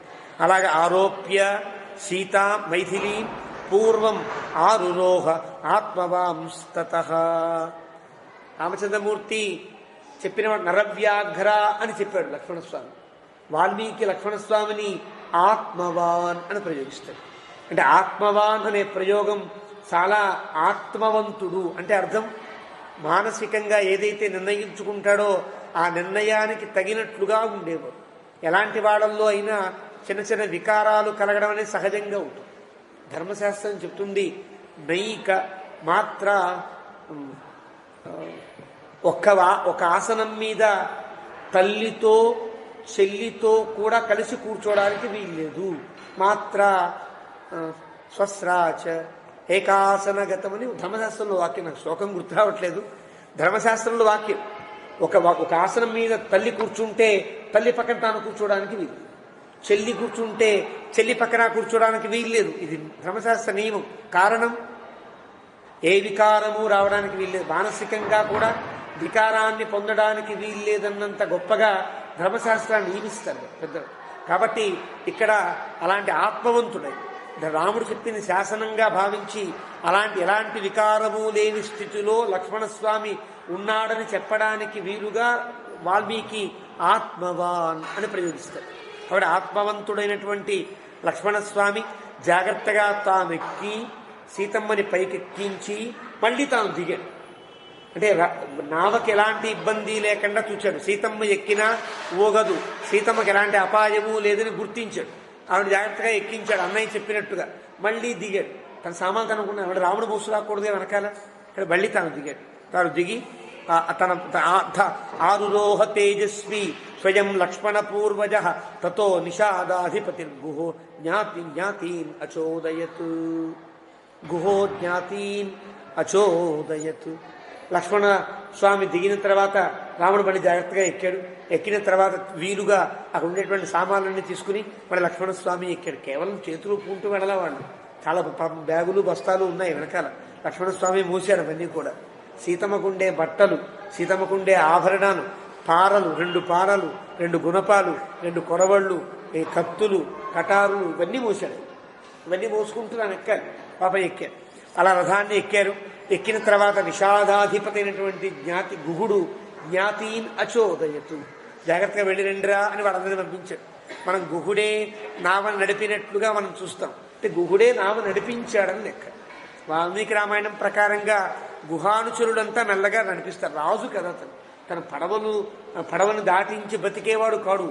పడవలు దాటించి బతికే వాళ్ళకి రాజు ఆయన, నాయకుడు ఆయన. అంటే ఆయన నాయకత్వం, ఆయనకి మళ్ళీ గౌరవం ఉండాలి. కాబట్టి కదా గుహుణ్ణి, గుహ నువ్వు జాగ్రత్తగా వెనక్కి వెళ్ళు, ఇంటికి వెళ్ళు అని చెప్పాడు. గుహ నువ్వు కూడా నాతో వచ్చి రథాన్ని నడుపు అని చెప్పాల, నావని నడిపించు అని చెప్పాల రాముడు. కాబట్టి రాముడు చెప్పలేదు. ఈయన కూడా జ్ఞాతీన్ అచోదయతు, జ్ఞాతులకి ఆజ్ఞాపన చేశాడు. రాఘవోపి మహాతేజా నాభమారుహ్యతాన్ తతః బ్రహ్మవతు క్షత్రవచ్చైవ జజాపహితమాత్మనః. రాముడు వ్యక్తంగానే ఆచమనం చేసి చక్కగా బ్రహ్మవతు క్షత్రవచ్చైవ, ఇక్కడి నుంచి తాను పాటించబోయే ధర్మమేమో ఋషి ధర్మం, ఇప్పటిదాకా తానున్నటువంటి స్థితి ఏమో క్షత్రధర్మం. బ్రహ్మవతు క్షత్రవచ్చైవ, ఈ 2 ధర్మాలకి సరిపోయేటట్టుగా ఒక మంత్ర జపాన్ని చేశాడు అని అంటాడు వాల్మీకి. ఏ మంత్ర జపం చేశాడో వ్యాఖ్యాతలు చెప్తారు. సుత్రామాణం పృథివీంద్యామనేహసగుం సుశర్మాణమదితిగుం సుప్రణీతిం దైవీన్నావగ్గుస్పరిత్రాగనాగ సమశ్రవంతి మారుహేమా స్వస్తయే. ఇది మంత్రం. ఒక నదిని దాటేటప్పుడు బ్రహ్మర్షులు ఈ మంత్రాన్ని జపం చేసి సుత్రామాణం పృథివీం ద్యామనేహసం, ఇది యజుర్వేదంలో వస్తుంది. నావాన్ని ఆరుహేమ స్వస్తయే, క్షేమం కొరకు ఈ నావ మమ్మల్ని ఆవలి ఒడ్డు క్షేమంగా చేర్చుగాక అని మంత్రంలో ఉండే అర్థం. అది ఎప్పుడు ఒక యజ్ఞాన్ని పాటించడానికి వెళుతున్న బ్రహ్మర్షులు నది దాటవలసి వస్తే ఈ మంత్రంతో తాము అనుసంధానం చేసుకుని నది దాటి యజ్ఞంలో పాల్గొంటారు. ఇప్పుడు ఇక ముందు రాముడు చేయబోయేటువంటి వనవాసం అంతా ఒక యజ్ఞంతో సమానమా అన్నట్లుగా ఇక్కడ జజాప హితమాత్మనః, ఒక వైదిక మంత్రాన్ని జపించాడు అని చెప్తారు. అలాగా ఆచమ్యచ యథాశాస్త్రం నదీంతాం సహసీతయా ప్రాణవతు ప్రీతి సంహృష్ట లక్ష్మణశ్చ అమిత ప్రభ. రాముడు ఎలా చేస్తే లక్ష్మణుడు అలాగే చేస్తారు. ఇద్దరు కూడా ధర్మాలు తెలిసినవాడు. రాముడు చేశాకే ఏ పనైనా చేస్తారు. రాముడు చేసిన తర్వాతే ధర్మమైన ఆలస్యమైనా సరే సకాలానికి చెయ్యాలనుకున్న రాముడు చేసిన తర్వాత తను చెయ్యాలి. రాముడు చేసిన తర్వాత లక్ష్మణస్వామి కూడా ఆచమనం చేశాడు. ఆ రకంగా లక్ష్మణస్వామి అమిత ప్రభుడైనటువంటి లక్ష్మణస్వామి ప్రాణమతు ప్రీతి సంహృష్ట. చాలా ఇష్టంగా చాలా ఆనందంగా ఈ యాత్రకి తన మనసులో సంకల్పించుకుని లక్ష్మణస్వామి కూడా ఆ రకంగా ప్రవర్తించాడు. అనుజ్ఞాయ సుమంత్రంచ. సుమంత్ర అక్కడే ఉండిపోయాడు. మళ్ళీ మాట్లాడతాడేమో చూస్తుంటాడు. వెళ్ళు అని చెప్పేదాకా వెళ్ళరు కదా, వాళ్ళకు ఉండేటువంటి గౌరవ భావం అట్లాంటిది. మళ్ళీ అక్కడే ఉన్నాడని గుర్తించి రాముడు మెల్లగా చెయ్యి ఊపి వెళ్ళు అన్నాడు. అనుజ్ఞాయ మాట్లాడలా, చెయ్యి ఊపి ఇలా వెనక్కి వెళ్ళమన్నట్టుగా సైగ చేశాడు. ఇంకా సుమంత్ర నమస్కారం చేసి వెనక్కి వెడతాడు. అనుజ్ఞాయ సుమంత్రంచ సబలంచైవ తంగుహం. అనుజ్ఞ గుహుడికి ఇచ్చాడు. అప్పటిదాకా గుహుడిని వెళ్ళమన్నా వెళ్ళలా. ఎలా వెళతారు? రాముడు వెళ్ళి కనుచూపు మేర దాటేంత వరకు వీడు కదలలేదు ఇక్కడి నుంచి. అలాంటి స్థితిలో గుహుడు సబలంగా అక్కడే ఉండిపోయాడు. సుమంతుడు అక్కడే ఉన్నాడు. రథాన్ని ఎక్కి కొంత దూరం నడిచిన తర్వాత రాముడు మళ్ళీ జాగ్రత్తగా మనం టాటా కొడతామే, అలా వెళ్ళు వెళ్ళు అన్నట్టుగా సైగ చేస్తే వారిద్దరూ కూడా వెళతారని సైగ చేశాడు. చేసిన తరువాత ఆస్థాయ నావం రామస్తు చోదయామాస నావికాన్. రామస్తు అంటే రాముడు ఏం చేశాడు తమాషాగా, మెల్లగా వెళ్ళండి అని చెప్తున్నవాడు కాస్త ఈ నడిపేవాడు ఉంటాడు, తెడ్డు వేసేవాడు. జాగ్రత్త తొందరగా, ఇంకే ఆలస్యం చేస్తారు, ఇంకా మెల్లగా తొందరగా వెళ్ళి ఇంక ఆగద్దు దగ్గర గబగబా వెళ్ళిపోవాలి లోపలికి. అంటే ఆగి ఆగి వాళ్ళు చూస్తారు కదా, మా రాజుగారు ఇక్కడే ఉన్నారండి, వెళితే బాగుండదండి, వీళ్ళు చిన్నగా నడుపుతున్నారేమో అని కాదు. స్పీడ్ పెంచండి. 80 చాలదు, 100 పెంచండి, 120 పెంచండి అన్నట్టుగా చోదయా మాస నావిక గబగబా అంటాడు. ఆ రకంగా తతస్థై చోదితా సా నౌహు కర్ణధార సమాహిత శుభస్భ్యవేగాభిగత శీఘ్రం సలిలమత్యగాత్. రాముని చేత, లక్ష్మణుని చేత, సీతమ్మ చేత కూడా గబగబా ఇంకా రాముడంటే లక్ష్మణస్వామి అంటాడు, ఇంకా స్పీడ్ అంటాడు. అలా వీళ్ళ ముగ్గురు చేత చోదితులైన అంటే ప్రచోదనం చేయబడ్డ వీరు ఆ పడవ కూడా కర్ణధార సమాహిత. ఆ వేగం పెరిగిన కొద్దీ నావకి ఒక తొట్టుబాటు ఏర్పడుతుంది కదా. వేగం వస్తే గాలి పెరుగుతుంది, గాలి పెరిగితే పడవ ఊగిపోతూ ఉంటుంది కదా. అలా ఊగిపోవడానికి వీలు లేని స్థితిలో తెరచాపలను జాగ్రత్తగా గట్టిగా కట్టుకున్నారేమో. ఈ పక్క ఆ పక్క తెరచాపలు ఉన్నాయి కాబట్టి ఎలాంటి వేగం వల్ల కలిగే ప్రమాదం లేకుండా కర్ణ ధార సమాహిత శుభస్భ్య వేగాభిగత. ఆ వేగం కూడా ఆనందంగా కష్టం కలిగించేటట్టుగా లేదు, హైవే మీద బండి వెళ్ళినట్టుగా వెళుతుంది. ఏదో ఒక ముళ్ళ దారిలో వెళ్ళినట్టుగా కాకుండా ఒక మంచి మెత్తటి దారిలో వెళ్ళినట్టుగా ఈ నావ యొక్క ప్రయాణం కూడా సాగింది అని చెప్తారు. శీఘ్రం సలిలం అత్యగాతు. ఆ రకంగా గంగానదిని దాటారు వీళ్ళు. మధ్యంతు దాడుతున్నారు. మధ్యంతు సమనుప్రాప్య సరిగ్గా మధ్య దాకా వచ్చారు. రాగానే ఇప్పటిదాకా ప్రారంభంలో రాముడు లక్ష్మణుడు వాళ్ళకు ఉండేటువంటి ధర్మాన్ని బట్టి వాళ్ళు ఏదో ఆచమనం చేస్తారు, ఏదో జపాలు చేసుకుంటారు. మరి సీతమ్మ ఏం చెయ్యాలి? సీతమ్మ స్త్రీమూర్తి కదా, స్త్రీకి సంబంధించిన కొన్ని అంశాలు ఉంటాయి ధర్మశాస్త్రంలో. వీళ్ళంతా ధర్మశాస్త్రం బాగా తెలిసిన వాళ్ళు. సీతమ్మ మధ్యలోకి రాగానే మెల్ల స్లో చేయండి అయ్యా అంది. స్లో చేశారు. ఆ నావని కొంచెం ఆ వేగాన్ని ఆపారు. ఆవిడ ప్రార్థిస్తోంది గంగాదేవిని. భాగీరథ్యాస్తు అనిందిత వైదేహీ ప్రాంజలిర్భూత్వా తాం నదీ ఇదబ్రవీత్. ఒకసారి మెల్లగా నావ వేగం తగ్గిన తర్వాత ఆ గంగానదికి నమస్కారం చేస్తూ సీతమ్మ తల్లి అంటోంది. వైదేహీ ప్రాంజలిర్భూత్వా నమస్కరిస్తూ ఇలా మాట్లాడుతోంది. పుత్రో దశరథస్య అయం మహారాజస్య ధీమతః నిదేశం పారయిత్వా ఇమం గంగే తదభిరక్షితః. అమ్మ, మహారాజు కుమారుడు, దశరథుని యొక్క కుమారుడు, గొప్ప బుద్ధిమంతుడు, ధార్మికుడు అయిన నా భర్త నిదేశము చేత అడవికి వెళ్ళడానికి గంగానది దాడుతున్నాం. ఆయనతో పాటు మేము దాడుతున్నాం. కాబట్టి తదభిరక్షితః, నీ యొక్క రక్ష మాకుండాలి, నువ్వు మమ్మల్ని రక్షించాలి. అంటే పడవ ప్రమాదం జరుగుతుందా జరగదా అని కాదండి. ఎప్పుడైనా సరే పడవలో వెళ్ళేటప్పుడు కొన్ని ధర్మాలు ఉంటాయి. ఈ ధర్మాలన్నీ కూడా ఆపస్తంభ సూత్రంలో కూడా ఆ స్నాతకానికి ముందు పడవ దాటేటప్పుడు ఉండేటువంటి ప్రమాదాలన్నీ మంత్రంలో చెప్పి ఏ ప్రమాదము దొరకకుండా మేము ఈ నదిని దాటుగాక అంటూ మంత్రాలు చదువుతాయి ఈ వరుడు వచ్చేటప్పుడు. కొన్ని మనకి సూత్రాల్లో కనిపిస్తాయి. అట్లాగా సీతమ్మ తల్లికి ఒక నియమం ప్రకారంగా ఆమెం చేసిందంటే నమస్కారం చేస్తూ 14 వర్షాణి సమగ్రాణి ఉష్య కాననే భ్రాత్రా సహ మయా చైవ పునః ప్రత్యాగమిష్యతి. రాముడు నాతో తన తమ్మునితో కలిసి బయలుదేరాడు.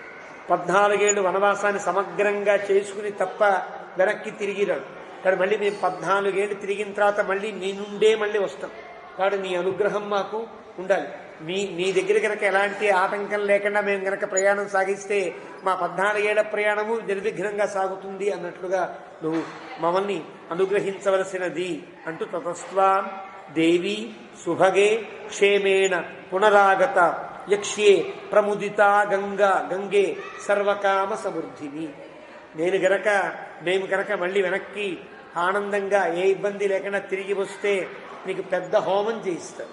గంగానది నీకు సంబంధించినటువంటి జాతర, పసుపు కుంకాలు వేయడము, ఏదో గాజులు వేయడము, లేదా ఒక ఆహార పదార్థాలు ఏవో ఉంటాయి. గంగా పూజ అంటే నదీ హారతులు చూస్తున్నాం కదా, అలా గంగా నీకు హారతిని ఇస్తా, గంగా నీకు పెద్ద హోమం చేస్తాను అని చెప్పింది. యక్షే ఎలాగ సర్వకామ సమృద్ధిని త్వంహి త్రిపథగా, నువ్వు చాలా గొప్పదానివి, 3 లోకములలో ప్రవహించేదాన్ని, ఆకాశంలో స్వర్గంలో ఈ భూమిలో పాతాళంలో కూడా ఉండేదానివి కదా. దేవి బ్రహ్మలోకం సమీక్షసే, నిన్ను గనక ప్రార్థిస్తే బ్రహ్మలోకం దాకా ఉండే దేవతలందరినీ ప్రార్థించినట్టు ఇక్కడ బ్రహ్మలోకాన్ని చూస్తాం. భార్యాచ ఉదధిరాజస్య లోకేస్మిన్ సంప్రదృశ్యసే, నువ్వు బ్రహ్మలోకం నుండి ఈ లోకానికి వచ్చిన దానివి, సముద్రానికి గొప్ప పట్టమహిషి లాంటి దానివి కాబట్టి నిన్ను మేము సేవిస్తున్నాము. సాత్వాం దేవి నమస్యామి ప్రశంసామి చ శోభనే, నిన్ను స్తోత్రం చేస్తున్నా, నీకు నమస్కారం చేస్తున్నా. ప్రాప్తరాజ్యే నరవ్యాఘ్రే శివేన పునరాగతే, శివేన మంగళకరముగా, నరవ్యాఘ్రే రామచంద్రుడు ప్రాప్తరాజ్యే మళ్ళీ అయోధ్యని చేరేటట్లుగా నువ్వు అనుగ్రహించవలసినది. నీకు అలా చేస్తే గనక గవాం 100 సహస్రాణి వస్త్రాన్ని అన్నంచ పేశలం బ్రాహ్మణేభ్య ప్రదాస్యామి తవ ప్రియ చికీర్షయ. ఒక 100,000 ఆవుల్ని 1,00,000 ఆవుల్ని దానం చేస్తా, అందరికి వస్త్రాలు పంచి పెడతా, అందరికీ భోజనాలు పెడతా, బ్రాహ్మణోత్తములకి ఆ ఆవుల్ని దానం చేస్తా. ఇదంతా దేనికి తెస్తున్నా? నీ అనుగ్రహం కోసం, నిన్ను తృప్తిపరచడం కోసం. అంటే గంగా అనేది తృప్తిపడేది ఎప్పుడు? పేదవారికి అన్నం పెడితే, లేని వారికి బట్టలనిస్తే, గోసేవ చేసే వాళ్ళకి గోవుల్ని ఇస్తే కదా. అంటే గోసేవ, అన్నదానము, వస్త్రదానము ఇవి చాలా గొప్పవి, నదీమ తల్లికి ఆనందాన్ని కలిగించేవి. కాబట్టి గంగా నీకు ఇష్టం కలిగేటట్లుగా తవ ప్రియ చికీర్షయ్య, నీకు ఇష్టాన్ని పెంపొందించేటట్లుగా మేము ఇలా చేయాలి. సురాఘట సహస్రేణ మాంసభూతౌదరేణ చ యక్షే త్వాం ప్రయతాదేవి పురీం పునరుపాగత. అంతేనా? నీకు ఒక 100 కుండలతో కళ్ళు నీలో పోస్తా, కళ్ళు మద్యం ఉంటుంది, మద్యాన్ని నీ గంగలో పోస్తానంటుంది. ఎందుకు ఇలా ఉంది అని అంటారు. అంతే కదా. అంటే గంగ కళ్ళు తాగుతుందా, కళ్ళునివ్వాలా అని అంటారు. కాదట, కళ్ళు పోయడంలో కూడా గంగా ఏముంటుంది? నీకు నా తీరంలో ఉండే వాళ్ళందరికీ నువ్వు అన్నం పెడతావు బాగానే ఉంది, వాళ్ళందరికీ వస్త్రాలు ఇస్తావు బాగానే ఉంది, వాళ్ళందరికీ ఆవులు ఇస్తావు బాగానే ఉంది. నాలో ఉండే వాళ్ళకి నువ్వేమిస్తావు కదా. నాలోనే బతికే జీవాలు చాలా ఉన్నాయి కదా, వారందరికీ ఏమిస్తావు? వాడు రోజు నీళ్లు తాగేవాళ్లే కదా. నీళ్లు తాగే వాళ్ళకి నీళ్ల సారంలాగా, లేదా ఒక వృక్షసారంలాగా, ఒక ఫలసారంలా ఉండేటువంటి ఒకనొక ద్రవ్యము వాళ్ళకి ఇవ్వద్దా అన్నట్టుంటుంది. అంటే గ్రామదేవతలకి, క్షుద్రదేవతలకి మత్తు కలిగించే పదార్థములు ఇష్టము అని అంటారు. కారణం వాడు తామస రూపంలో ఉంటారు కదా, తమస్సుతో ఉండవలసిన వారు. క్షుద్రదేవతలంతా కూడా తామసిక స్వరూపాలతో ఉండాలి. కొంతమంది రాజసిక మూర్తులు ఉంటారు, కొంతమంది సాత్విక మూర్తులు ఉంటారు. సాత్విక మూర్తులు అంటే విష్ణువాలయములన్నీ సత్వమూర్తులు అంటారు, సాత్విక మూర్తులు. అక్కడ దక్షిణాయనంలో ఏ పని చేయడానికి, దక్షిణాయనంలో ప్రతిష్టాలు చేయడానికి వీల్లేదు. నియమాలు కొన్ని ఉంటాయి. సాత్విక మూర్తులకు కొన్ని నియమాలు ఆగమని చెప్పింది, రాజసమూర్తులకు కొన్ని నియమాలు చెప్పింది, తామసమూర్తులకు చెప్పింది. తామసమూర్తుల్లాగే ఉండాలి, వాళ్ళు సాత్విక మూర్తులు కాకూడదు కదా. ఒక దగ్గర నిప్పు ఎండాకాలంలో వేడి అలా ఉంటేనే మళ్ళీ కాలం బాగుపడుతుంది. ఎండాకాలం బాగా ఎండగా ఉందండి, చల్లగా ఉంటే బాగుండని, శీతాకాలంలో ఎండాకాలం ఉంటే ప్రపంచంలో చరాచరం అంతా నశించిపోతుంది. ఏ కాలంలో ఏది ఎలా ఉండాలో అది అలా ఉండాలి. కాబట్టి తామసమూర్తుల్లో ఉండాలి. ఆ రాజసమూర్తులకి పెంపొందించేటట్టుగా ఎర్రటి ద్రవ్యాలు, ఎర్రటి ఆహారాలు, అన్నంలో కుంకుమ కలిపే ఆహారం ఇలా ఉంటాయి. దాన్ని బట్టి నియమాలు ఉంటాయి. ఇవన్నీ ఆగమశాస్త్ర నియమాలు, ఆ తంత్రశాస్త్రంలో చెప్తారు. కానీ సీతమ్మకి ఇవన్నీ తెలుసు. కానీ క్షుద్ర దేవతలో, తామసంగా ఉండే దేవతల్లో గంగానది ఒక్కటి కాబట్టి నీకు సురా ఘట సహస్రేణ మాంసభూత ఉదనేనచ, నీ గొప్ప మాంసాన్ని సురని కూడా నీకు నీ నీ గంగలో నేను వేస్తాను అంటే అర్థం నీలో ఉండే జలచరములకు ఆహారాన్ని ఇస్తా, నీకు తామసిక ప్రవృత్తి నిలిచేటట్టుగా, నీకు నీ తమో గుణాన్ని పెంచేటట్టుగా ఉండేటువంటి సురాఘట సహస్రం ఇస్తానని అర్థమని పెద్దలు చెప్తారు. అంతే తప్ప కళ్ళు మాంసాన్ని ఆవిడ అరిగింపు చేసిందని అనుకోవడానికి వీల్లేదు. ఏ దేవతకి ఏది చేయాలో అది చేయాలి, అది నియమం. కొన్ని దేవతలని ఎవరు పూజించాలో వాళ్లే పూజించారు.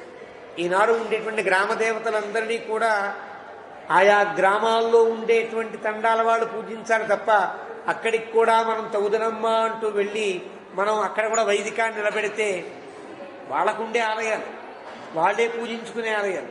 ఈరోజు హిందువులలో ఉండే ఇబ్బంది కలగడంలో ఇది కూడా ఒక కారణం.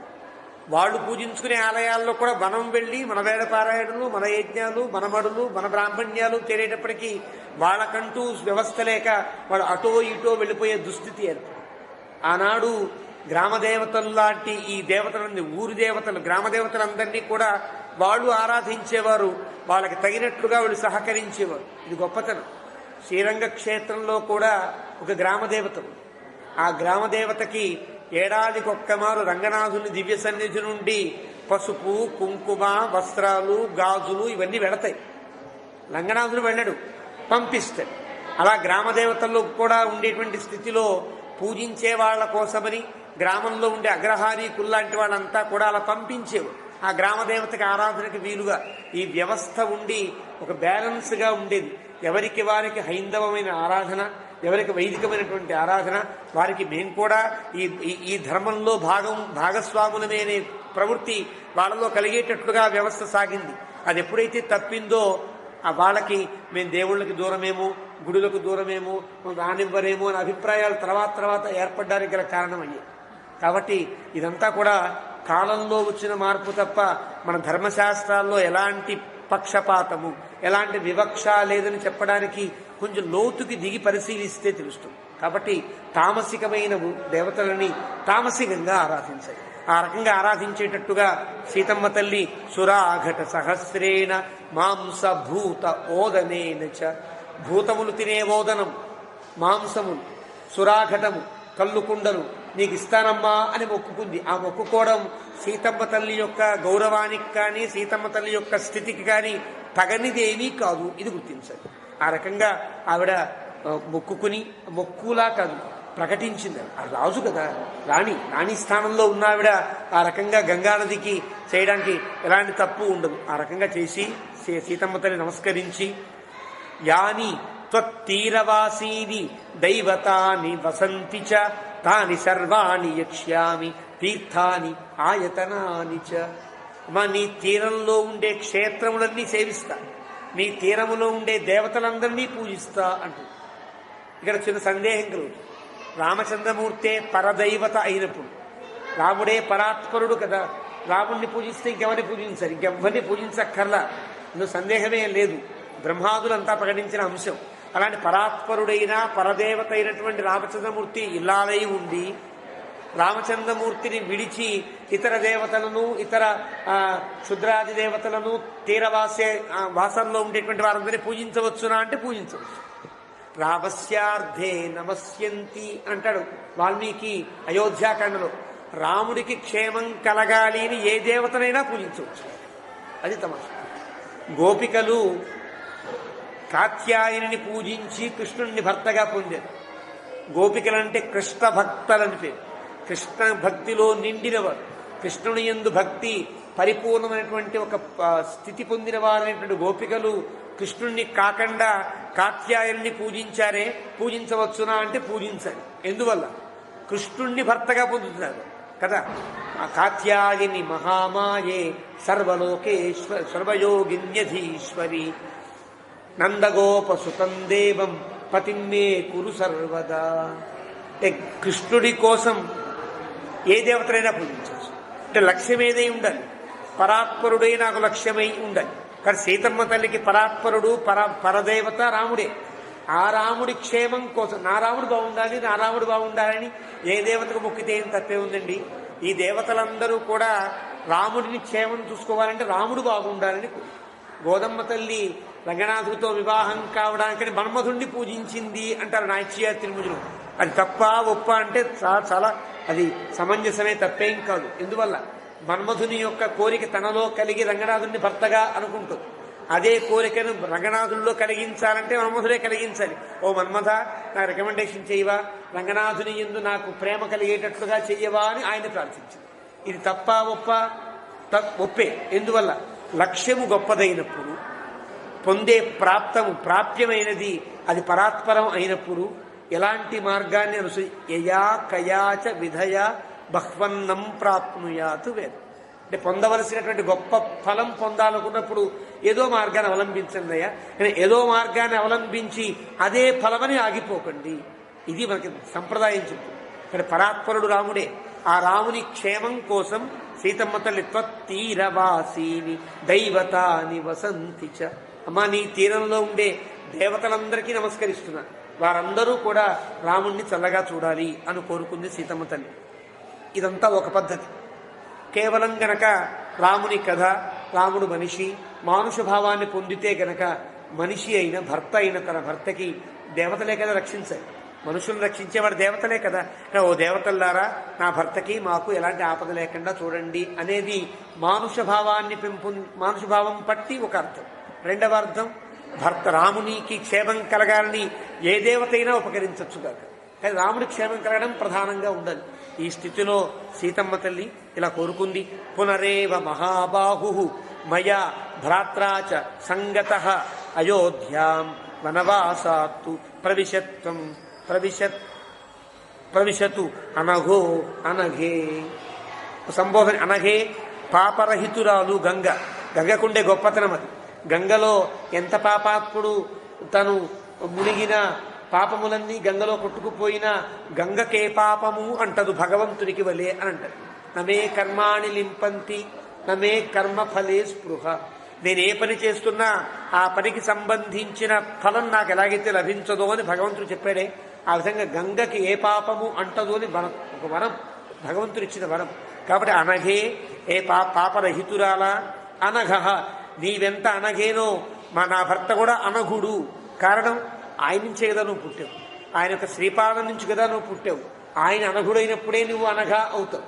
కాబట్టి ఆయన అనఘుడు, నీవు అనఘురాలని, ఏ పాపం లేనిదానివి. కాబట్టి పునరేవ మహాబాహు, నా రాజైనటువంటి రామచంద్ర ప్రభువు, మయా భ్రాత్రాచ, నాతో ఆయన తమ్మునితో కలిసి మళ్ళీ అయోధ్యాం వనవాసాత్తు, వనవాసం నుండి అయోధ్యకి వచ్చేటట్లుగా నీవు రక్షించుగాక, నీవు అనుగ్రహించుగాక అని గంగానదిని ప్రార్థన చేసింది. తథా సంభాషమాణాస సీతా గంగమనిందిత దక్షిణం తీరం క్షిప్రమేవ అభ్యుపాగమతు. అలా మాట్లాడుతూ ఉంది. ఇంకా గంగతో మెల్లమెల్లగా వీళ్ళు దాటించి దక్షిణ తీరానికి ఉత్తర తీరం నుండి బయలుదేరారు, దక్షిణ తీరానికి చేరుకున్నారు. తీరంతు సమనుప్రాప్య, తీరానికి చేరారు. నావం హిత్వా నరర్షభ, ముందు రాముడు దిగాడు. ప్రాతిష్ఠత సహభ్రాత్ర వైదేహ్యాచ పరంతప. తర్వాత జాగ్రత్తగా లక్ష్మణస్వామి దిగాడు. ఆ సీతమ్మ జాగ్రత్త చేపట్టుకుని రామచంద్ర ప్రభువు దింపాడు.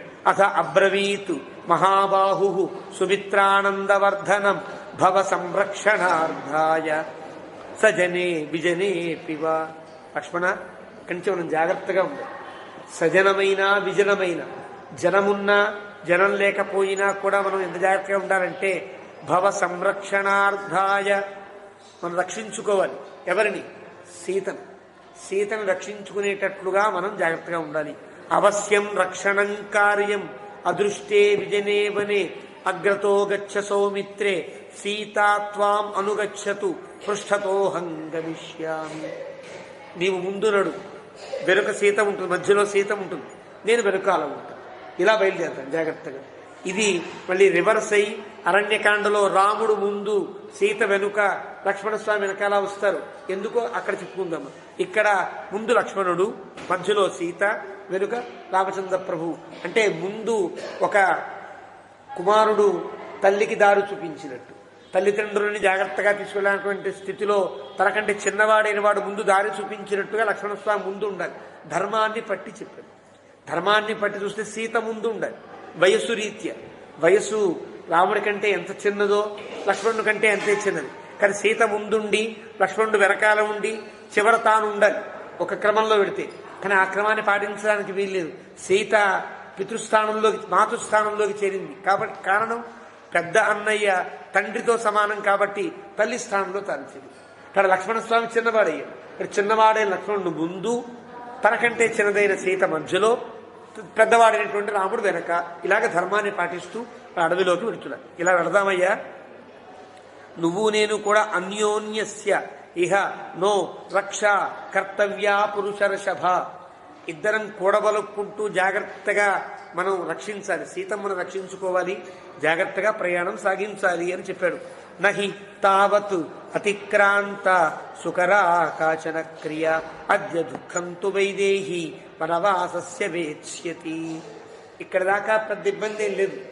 ఇక్కడ నుంచి సీతమ్మకి వనవాసపు దుఃఖం ప్రారంభమవుతుంది.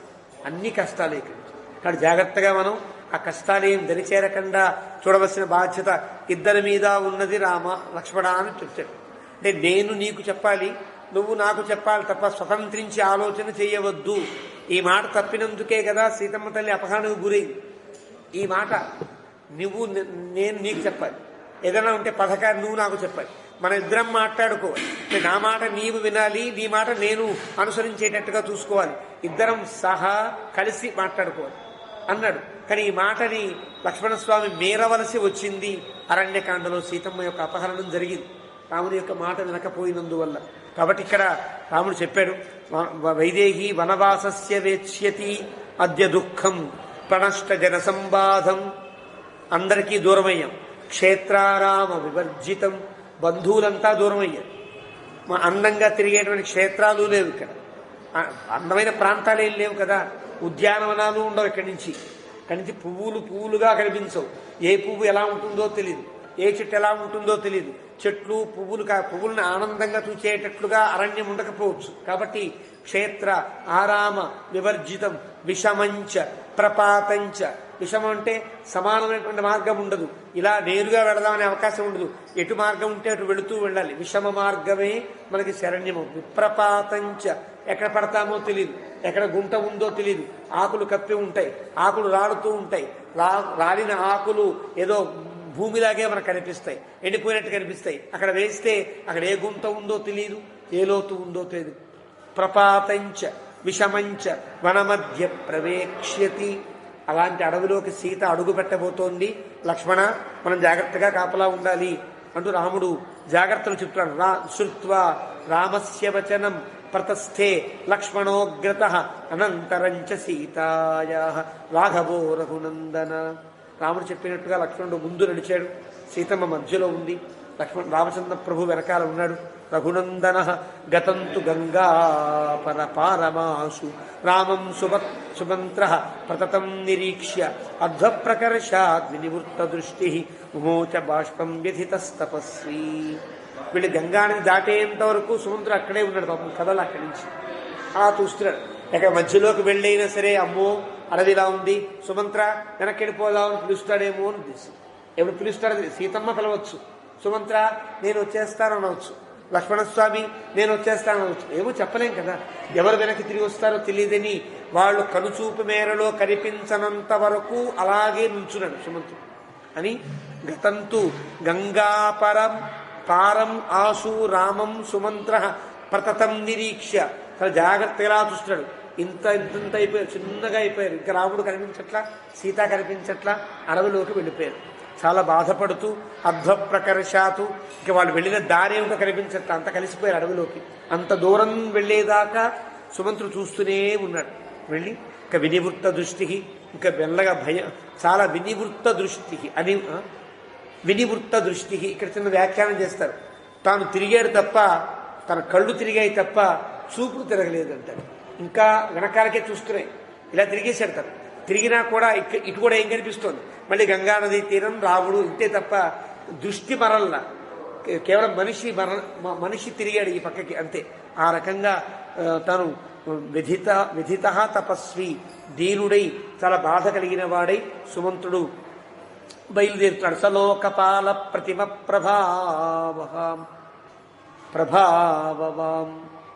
ప్రభావవాన్ తీర్త్వా మహాత్మా వరదో మహానదీ తతః సమృద్ధాన్ శుభసస్యమానినః క్రమేణ వత్సాన్ ముదితానుపాగమతు. రామచంద్ర ప్రభు జాగ్రత్తగా వెళుతూ ఉంటే ఆ గంగా యమున నది మధ్యలో ఉండే కొన్ని ప్రాంతాలు ఉంటాయి, వాటి వత్సదేశములు అంటారు. ఆ వత్సదేశాల్లోకి చేరుకున్నారు రామచంద్రమూర్తి. తీర్త్వా మహాత్మా వరదో మహానది సమృద్ధాన్ శుభసస్యమాలిన, అనేక రకాల తోటలతో పువ్వులతో ఉండేవండి అరణ్యం. ఇంకా కొన్ని నగరాలు ఉన్నాయి. ఇలాగా వత్సదేశాన్ని క్రమేణ వత్సాన్ ముదితానుపాగమతు, వత్సదేశం దాకా చేరుకున్నాం. వత్సదేశం అంటే ఇప్పుడు ప్రయాగరాజు ఉండే ప్రాంతమంతా ఆనాడు వత్సదేశం అనేవాడు. అలహాబాద్ అంటావి అనేవాళ్ళం కదా, ఇంకా అలహాబాద్ అనడానికి వీల్లేదు, ప్రయాగరాజు అన్నాడు అసలు పేరు అది. ఆ ప్రయాగరాజు ప్రాంతం అంతా కూడా వత్సదేశంలోకి చెందింది. అలాంటి వత్సదేశాల్లోకి వెళుతున్నారు మీరంతా కూడా. అక్కడ దాకా వెళ్ళారు. తౌ తత్ర హత్వా చతురో మహామృగాన్ వరాహమృశ్యం పుషతం మహారురుం ఆదాయ మేధ్యం త్వరితం బుభుక్షితౌ వాసాయ కాలే యయతుర్వనస్పతి. గొప్ప సందేహం కలిగేటట్లుగా ఒక శ్లోకం. ఈ శ్లోకం మీద అప్పటి నుంచి ఇప్పటిదాకా దెబ్బలాట్లు సాగుతూనే ఉన్నాయి. ఏమిటి శ్లోకం? తౌ తత్ర హత్వా చతురో మహామృగాన్. రాముడు లక్ష్మణుడు కూడా ఒక 4 మృగాలని చంపారు. చంపి వరాహం, అవేమి మృగాలు, ఒక పంది, ఆ అడవిలో ఉండేది ఉంటే ఒక పంది. ఋష్యము అనే ఒక జంతువు, పృషతం మహారురు, ఈ వాటి పేరు మనం చూడాలి. ఇలాగ 4 జంతువులని చంపారు. 4 జంతువుల్ని చంపి ఆదాయ మేధ్యం, వాటి యొక్క మాంసమును జాగ్రత్తగా శుభ్రం చేసుకుని త్వరితం బుభుక్షితౌ, హాయిగా స్వీకరించి వాసాయ కాలే యయతు వనస్పతి, అలా ఆ రాత్రి ఆహారాన్ని స్వీకరించి ఆ చెట్టు కింద పడుకున్నారు అంటూ ఈ సర్గని ముగించాడు వాల్మీకి. వాళ్ళు ఎందుకు తిన్నారో ఏం తిన్నారో వచ్చేవారని చెప్పిన ప్రయత్నం చేద్దాం. ఏవమేతత్పురా వృత్తమాఖ్యానం భద్రమస్తు వః ప్రవ్యాహరత విశ్రద్ధం బలం విష్ణోః ప్రవర్ధతాం లాభస్తేషాం జయస్తేషాం కుతస్తేషాం పరాభవః ఏషామిందీవరస్యామో హృదయస్థో జనార్దనః కాలే వర్షతపర్జన్యః పృథివీ సస్యశాలినీ దేశోऽयं క్షోభరహితో బ్రాహ్మణాः సంతు నిర్భయాः కావేరీ వర్ధతాం కాలే కాలే వర్షతు వాసవః శ్రీరంగనాథో జయతు శ్రీరంగశ్రీశ్చ వర్ధతాం తస్య ప్రజాభ్యః పరిపాలయంతాం న్యాయ్యేన మార్గేణ మహీం మహిషాః గోబ్రాహ్మణేభ్యः శుభమస్తు నిత్యం లోకాः సమస్తాः సుఖినో భవంతు.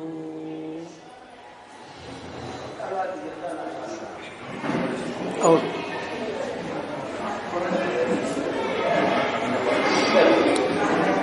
అంటే ధ్యాన శ్లోకాలు చదివేటప్పుడు అనుకున్నా కానీ కాలదోషం అయిపోయింది, మళ్ళీ ప్రత్యేకంగా చెప్పినట్టు అవుతుంది.